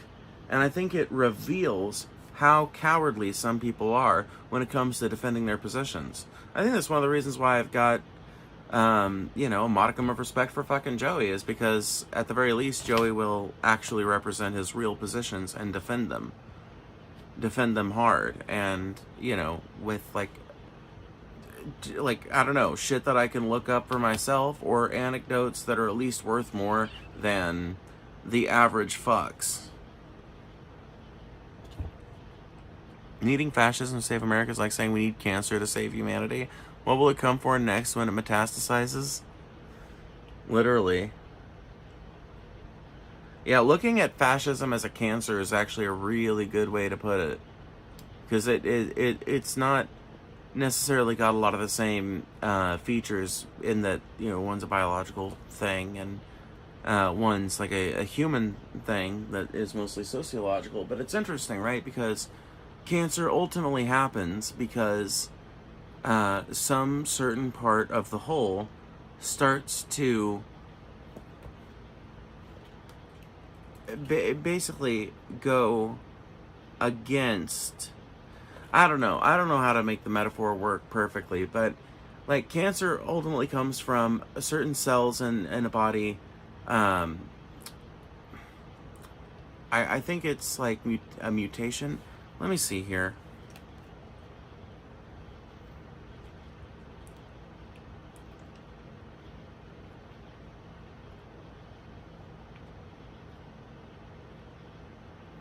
Yeah, changes to the DNA within cells. These mutations instruct cells to grow and divide uncontrollably. That's what it is. Forming tumors and spreading into healthy tissue. So, yeah. It basically creates a bunch of often undifferentiated, but sometimes differentiated in a very negative way, cells that have like this mutated DNA and that reproduce uncontrollably. And if you don't get to the root of it and get every last fucking, or at least the vast majority of the misbehaving cells, if you don't, get rid of them, then, it just keeps on coming back, basically, because that junk DNA keeps on getting reproduced, and once it gets to a certain point, it just becomes exponential. And fascism is kind of the same way. It kills a society if you don't get a hold of it quick enough. And sometimes a new society is birthed in the ashes, but it's always like a horrible death of whatever was before and whatever system existed prior, and like a catastrophic birth of something new that often leaves a lot of people more worse for wear. Regular working class people used to hate liberalism. Liberalism put children, factories, and mines. Fuck! Can you quit?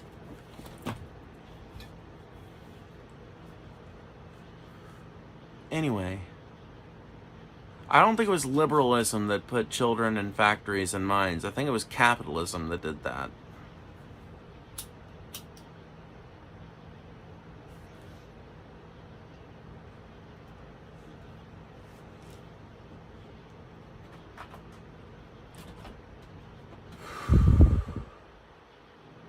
Makers, nice.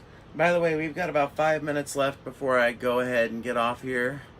Because it's been a long day and it's getting pretty late, but I figured I would let you guys know. It's 3:22 in the morning, so it's really fucking late for me.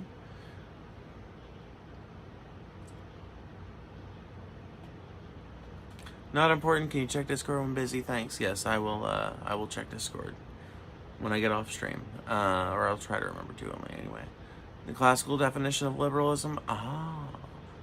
I am a classical liberal. The Milo Yiannopoulos definition of liberalism. So, not really liberalism then.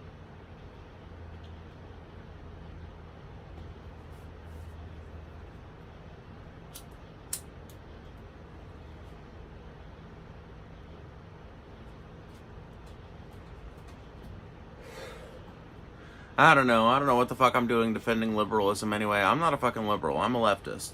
You know, ultimately, liberals still believe in the ability of capitalism to be reformed into something better, and I think that the reforms that capitalism needs to have happen to it will transform it into a fundamentally different system, and that system will still need transformations to make it into something even better. And by the time we get there, we'll probably be smart enough and creative enough to think about something that will come even after that. But ultimately, it is liberals and leftists, historically, who have fought alongside unions to get kids out of mines, get kids out of factories, and to the extent when they were still working in those conditions, to get them better pay and better conditions.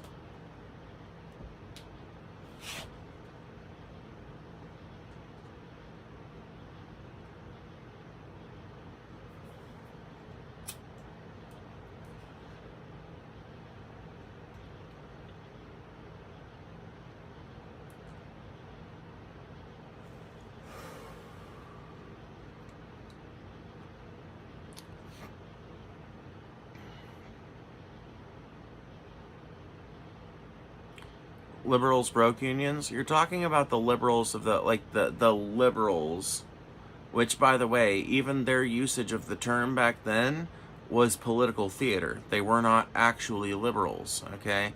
But the definition of liberals that you're referring to is a definition that would have applied to the Republican Party back during Abraham Lincoln's time.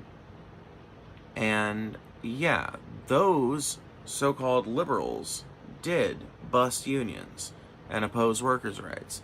But I'm talking about actual liberals, people who believed in Enlightenment values, people who believed in the idea of people to own their own labor, to own their own bodies, etc.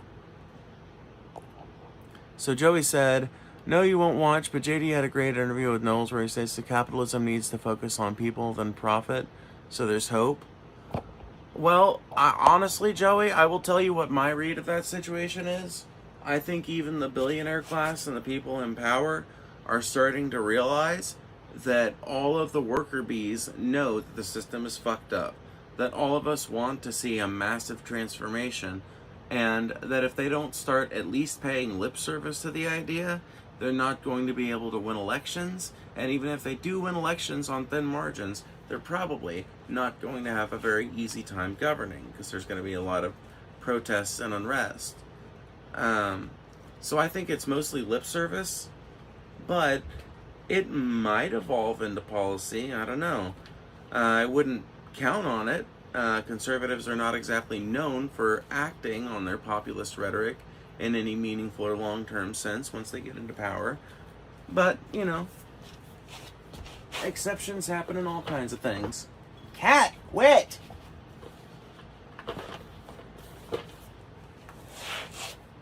Oh my goodness, she won't just let me get in my purse and she keeps trying to knock my light over.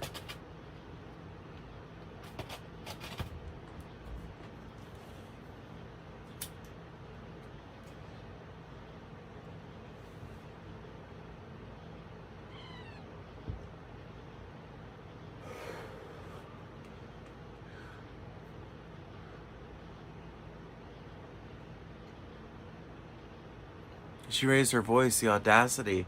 Well, she was like attacking me.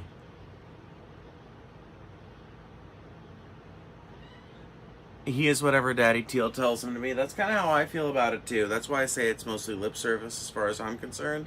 Because until I see firm evidence that J.D. Vance is actually incorporating some strong, unless he starts incorporating some socialist shit into his platform, I'm not going to believe it. And we're going to get to know what JD's platform is by this time next year. So within the next 9 months, I would expect us to start understanding a lot about how JD is going to be running and exactly what his tactic is going to be. The real question is, will there be an open primary on the Republican side? JD was on the record in the leaked Signal chat last year saying bombing Yemen was dumb. I suspect that they may have been on purpose, though. Yeah, that's the thing. How much of what J.D. Vance says is real and how much of it is positioning? A lot of people say J.D. Vance is a moron. A lot of people say that he's just some jerk off that was selected to give middle America somebody to look forward to as Trump spies. I think he's one of those stupid like a fox kind of people.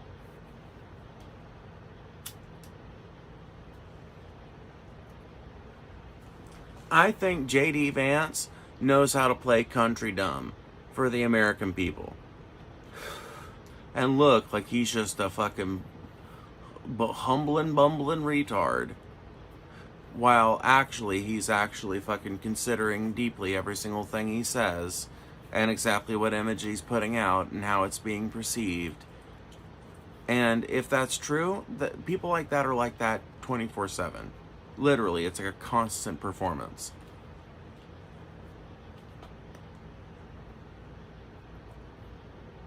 JD is being framed as the calm hand instead of the firebrand Rubio, so as long as people don't get heated to push us into Marco, we'll be okay.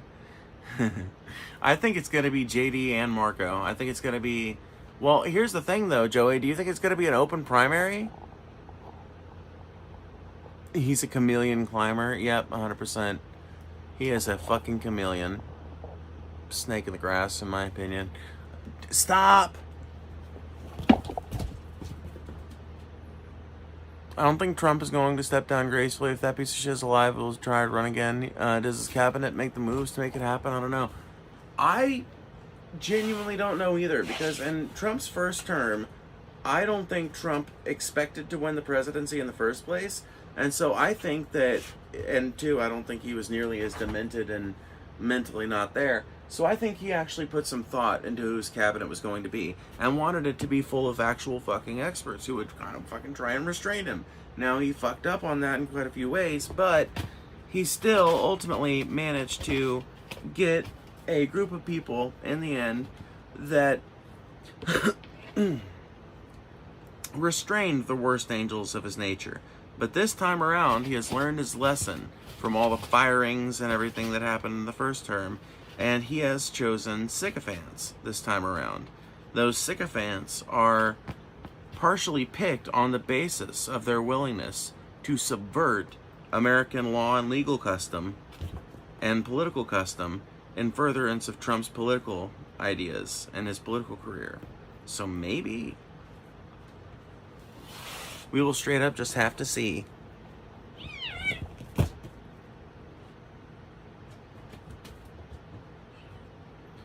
Stephen Miller could win his class election, and if you haven't seen that footage, find it. Holy shit, I do need to find it. Wonder if Carlson and Tulsi run as corpo Dems trying to cut legs out from left candidates? Yes. Yeah, it would not surprise me. Yeah, honestly, oh my god, I bet that happens, Joey. It would not surprise me, and here's why. Because Candace Owens and, or no, you said Tulsi Gabbard, sorry. Tucker Carlson and Tulsi Gabbard have both been kind of slowly but surely inching toward the left on certain things. Tucker less so than Tulsi, but Tulsi's always been a fucking snake in the grass chameleon, just like JD, willing to go wherever the, good grass is at any time. It wouldn't be surprising to me necessarily if Tulsi switched back to being a corpo Dem. She started out as a corpo Dem. It would make all the sense in the world for her to go back to it. That being said, her teaming up with somebody like Tucker Carlson actually could, I don't know though, it could have a spoiler effect, because there are going to be lots of people that are on the right that are going to follow fucking, not lots of people as in like half or whatever, but I'm saying there's going to be a sizable chunk of people. Might be a little bit of a spoiler effect on both sides. And what if the fucking Carlson Gabbard ticket ends up getting fucking 11% of the vote? And then the Carlson Gabbard party gets like federal funding, election funding matching or whatever it is.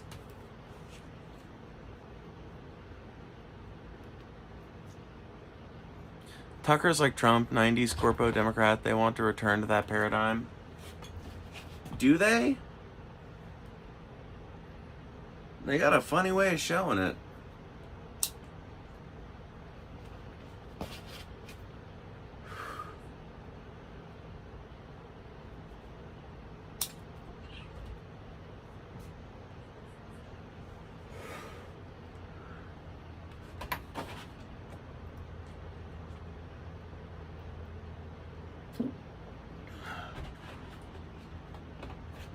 I don't know. They seem like fake populist neoconservatives to me, but I cannot imagine a State of the Union with Tucker Carlson. It wouldn't be that dissimilar from Trump. Well, at least it would be different, but it would be similar in that you would just be able to look at Carlson's previous public speeches and presentations on the news and stuff, and you could pretty much be assured. Because honestly, look at all of the Fox News hosts and people like that have been hired by the Trump admin. All of them have carried their news voice into their public role. Pete Hegseth still talks as the fucking head of the fucking War Department or whatever. He still talks like he did on Fox News. He just talks in a bit more grandiose language.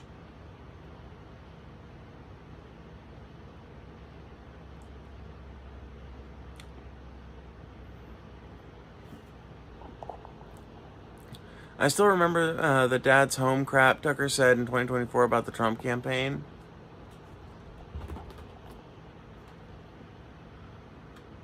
Yeah, I don't actually remember that.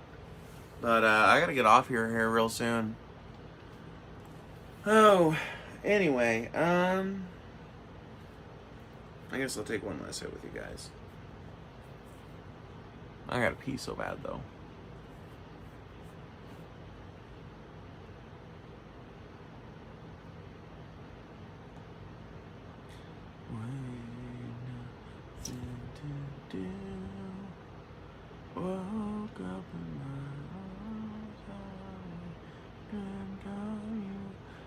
Yes, speech about dad coming home for Trump being reelected. Oh my god. Now I remember. What a fucking weirdo, dude.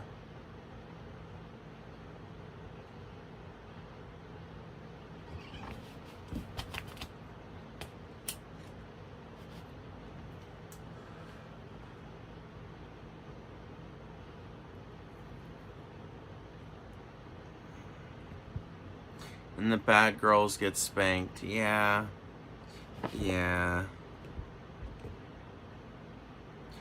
Tucker just letting his fucking freak flag fly. Tucker knows. I think this is a realization pretty much everybody's coming to. And it's one that I came to years ago. But now everybody's catching up to me. And I think it's one TJ had, like, over 10 years ago. There's fundamentally nothing morally wrong with being a fucking degenerate. You know, as long as it's all fucking consenting adults and everything, as long as you ain't harming nobody else, and you can actually defend it as a position in a lot of ways. Whether your particular brand of hedonism is partying and doing recreational drugs, or having a lot of recreational sex or whatever, those positions are defensible. The philosophical justification behind their being morally innocuous, at least, is completely defensible. And a lot of people have realized, I think, thanks to the Trump administration and the people he's empowered, and the rise of, like, creator culture and influencer culture, I think due to that, people are starting, even in the mainstream media, to be more honest with themselves and more honest with their audiences. They're starting to do more wild and wild shit. Say crazier and crazier things. A freak in denial is a dangerous thing always? Exactly. I mean, Tucker already got the bag, though. At least he, also he's been leaked calls basically saying he hates conservatives. The dude is left-wing clearly, but is a huge grifter. Yeah, well, you can even hear it. You can, dude, yeah.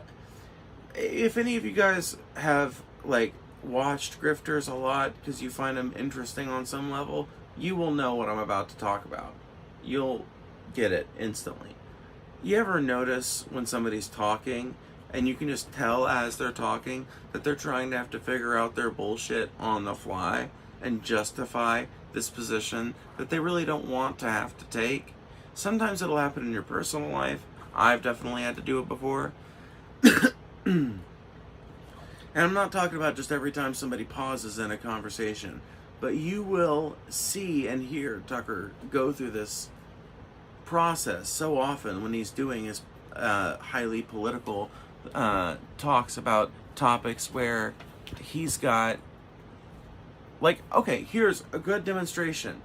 Listen to how Tucker Carlson had to talk about Derek Chauvin and Black Lives Matter, where you can almost tell that he really doesn't even want to be taking this side. He kind of just has to because of who he is and what his audience is, versus how he talks now about Israel and Palestine.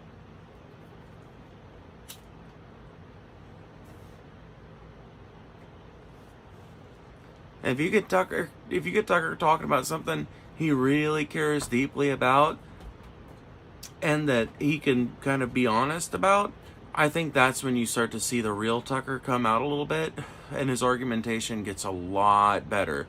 And he can fucking, like, when he did that interview with Mike Huckabee, he got Mike Huckabee to say one of the biggest fucking line drops of the season.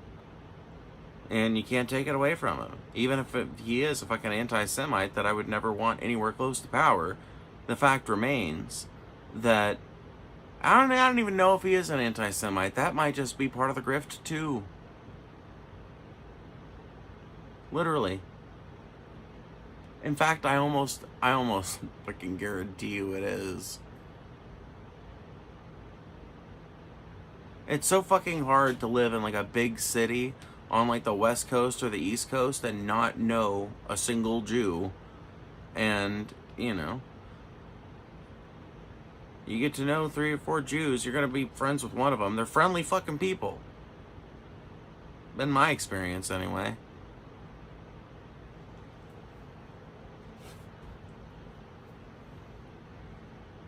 I know exactly what you're talking about, Phoebe. It sets off my bullshit feed. Yeah, exactly. Bullshit meter instantly detecting a high level of you're making this shit up as you go along. Joe Rogan confuses me because I think he's left-wing, but he is scripted so hard that I'm not sure. What do you think, Phoebe? I think that Joe Rogan has a brain worm. I think that he gave RFK Jr. a nice, sweaty blowjob and licked the taint a little too close, and he got one of those little brain worms in him. I genuinely don't know. It's either he's just got brain worms and he's just like, I don't know, just kind of insane maybe on some level. I think it's one of 3 things. Either it's that, or he's just too privileged at this point to know or remember what it's like to be a regular person, or to have any kind of frame of reference for what it's like for modern regular people every day, you know? Or he is one of these dumbasses whose political affiliations change with the season, with whoever's sitting in front of him. And there are a lot more people like that than just Joe Rogan. There are a lot of people who fundamentally, at the end of the day, they ain't got no fucking convictions.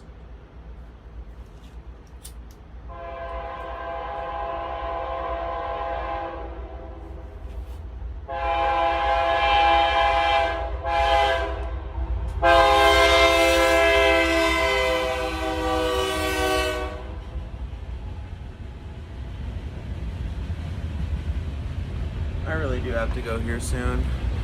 Pushing far-right candidates as a foreign accelerationism was a consideration at a left-wing meeting I attended in 2013.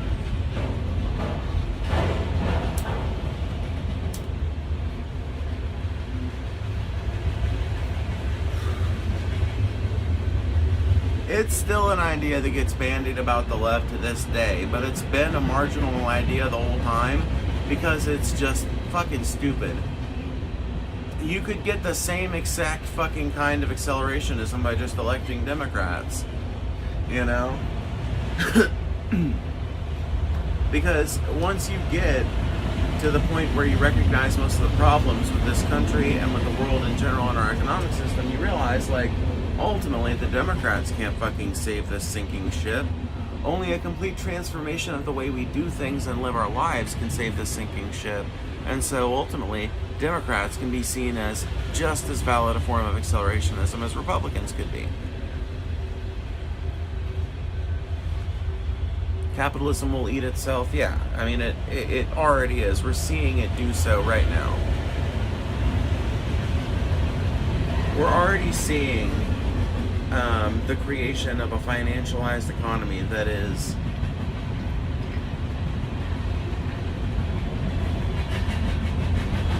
built on so little, and yet so much is built on it.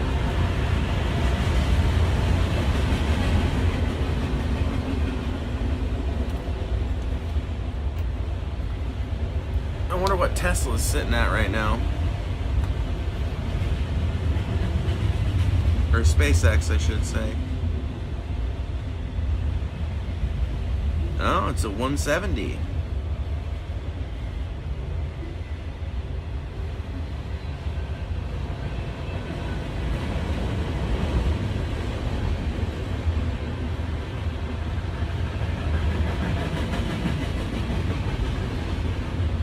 Looks like it's actually starting to normalize somewhat.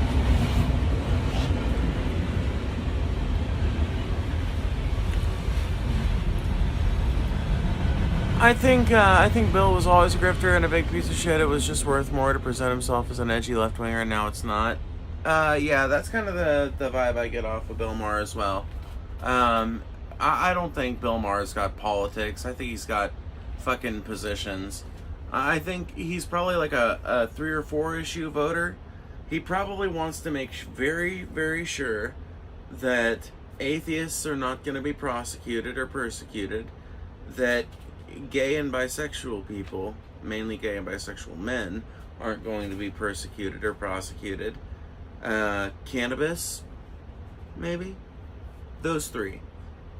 And the only reason why he continues to call himself a Democrat or anything like that is because right now, the Republicans are still claiming to be against 2 out of those 3.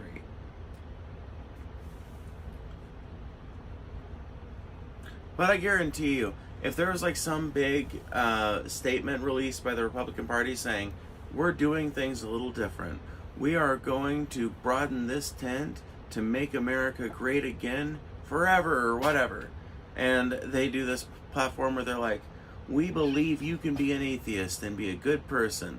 We believe you can be a pothead and be a good person. We think that you can be a gay and be a good person. I guarantee you, if the Republicans did some cynical shit like that, Bill Maher would call himself a Republican the very next morning.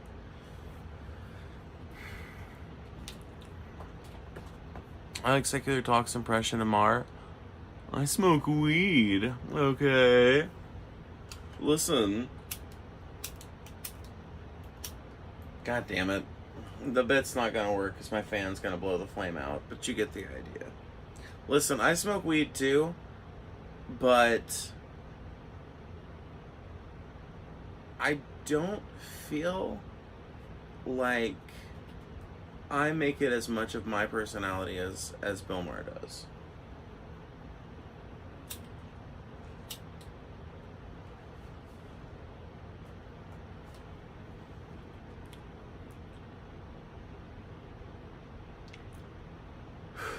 Trump knows the frailty of capitalism. He's going to squeeze everything out he can and squirrel enough money away for his sons to be billionaires. Yep, I think that's pretty much the plan. I got 420 on my username, and neither do I.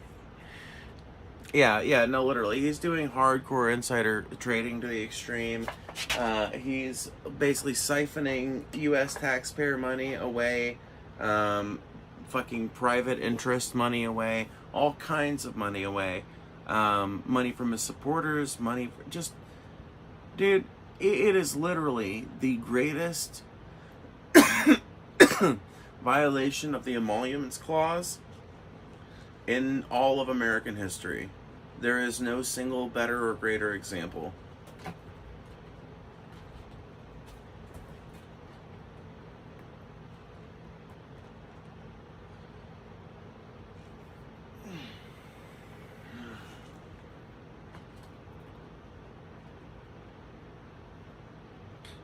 He shorts oil during peace, sells when there's war, over and over. Yep. That's literally the strategy. Literally. Fucking get the market get the market all primed up to think things are going to get going good on Monday or even on the weekend, right? By Sunday evening, getting all these news stories, Axios, undoubtedly, and a few others to publish some news articles saying, oh, peace talks right around the corner. And then throughout the week, slowly but surely, you build up the tension until on Friday, there's a bunch of fucking strikes Friday morning.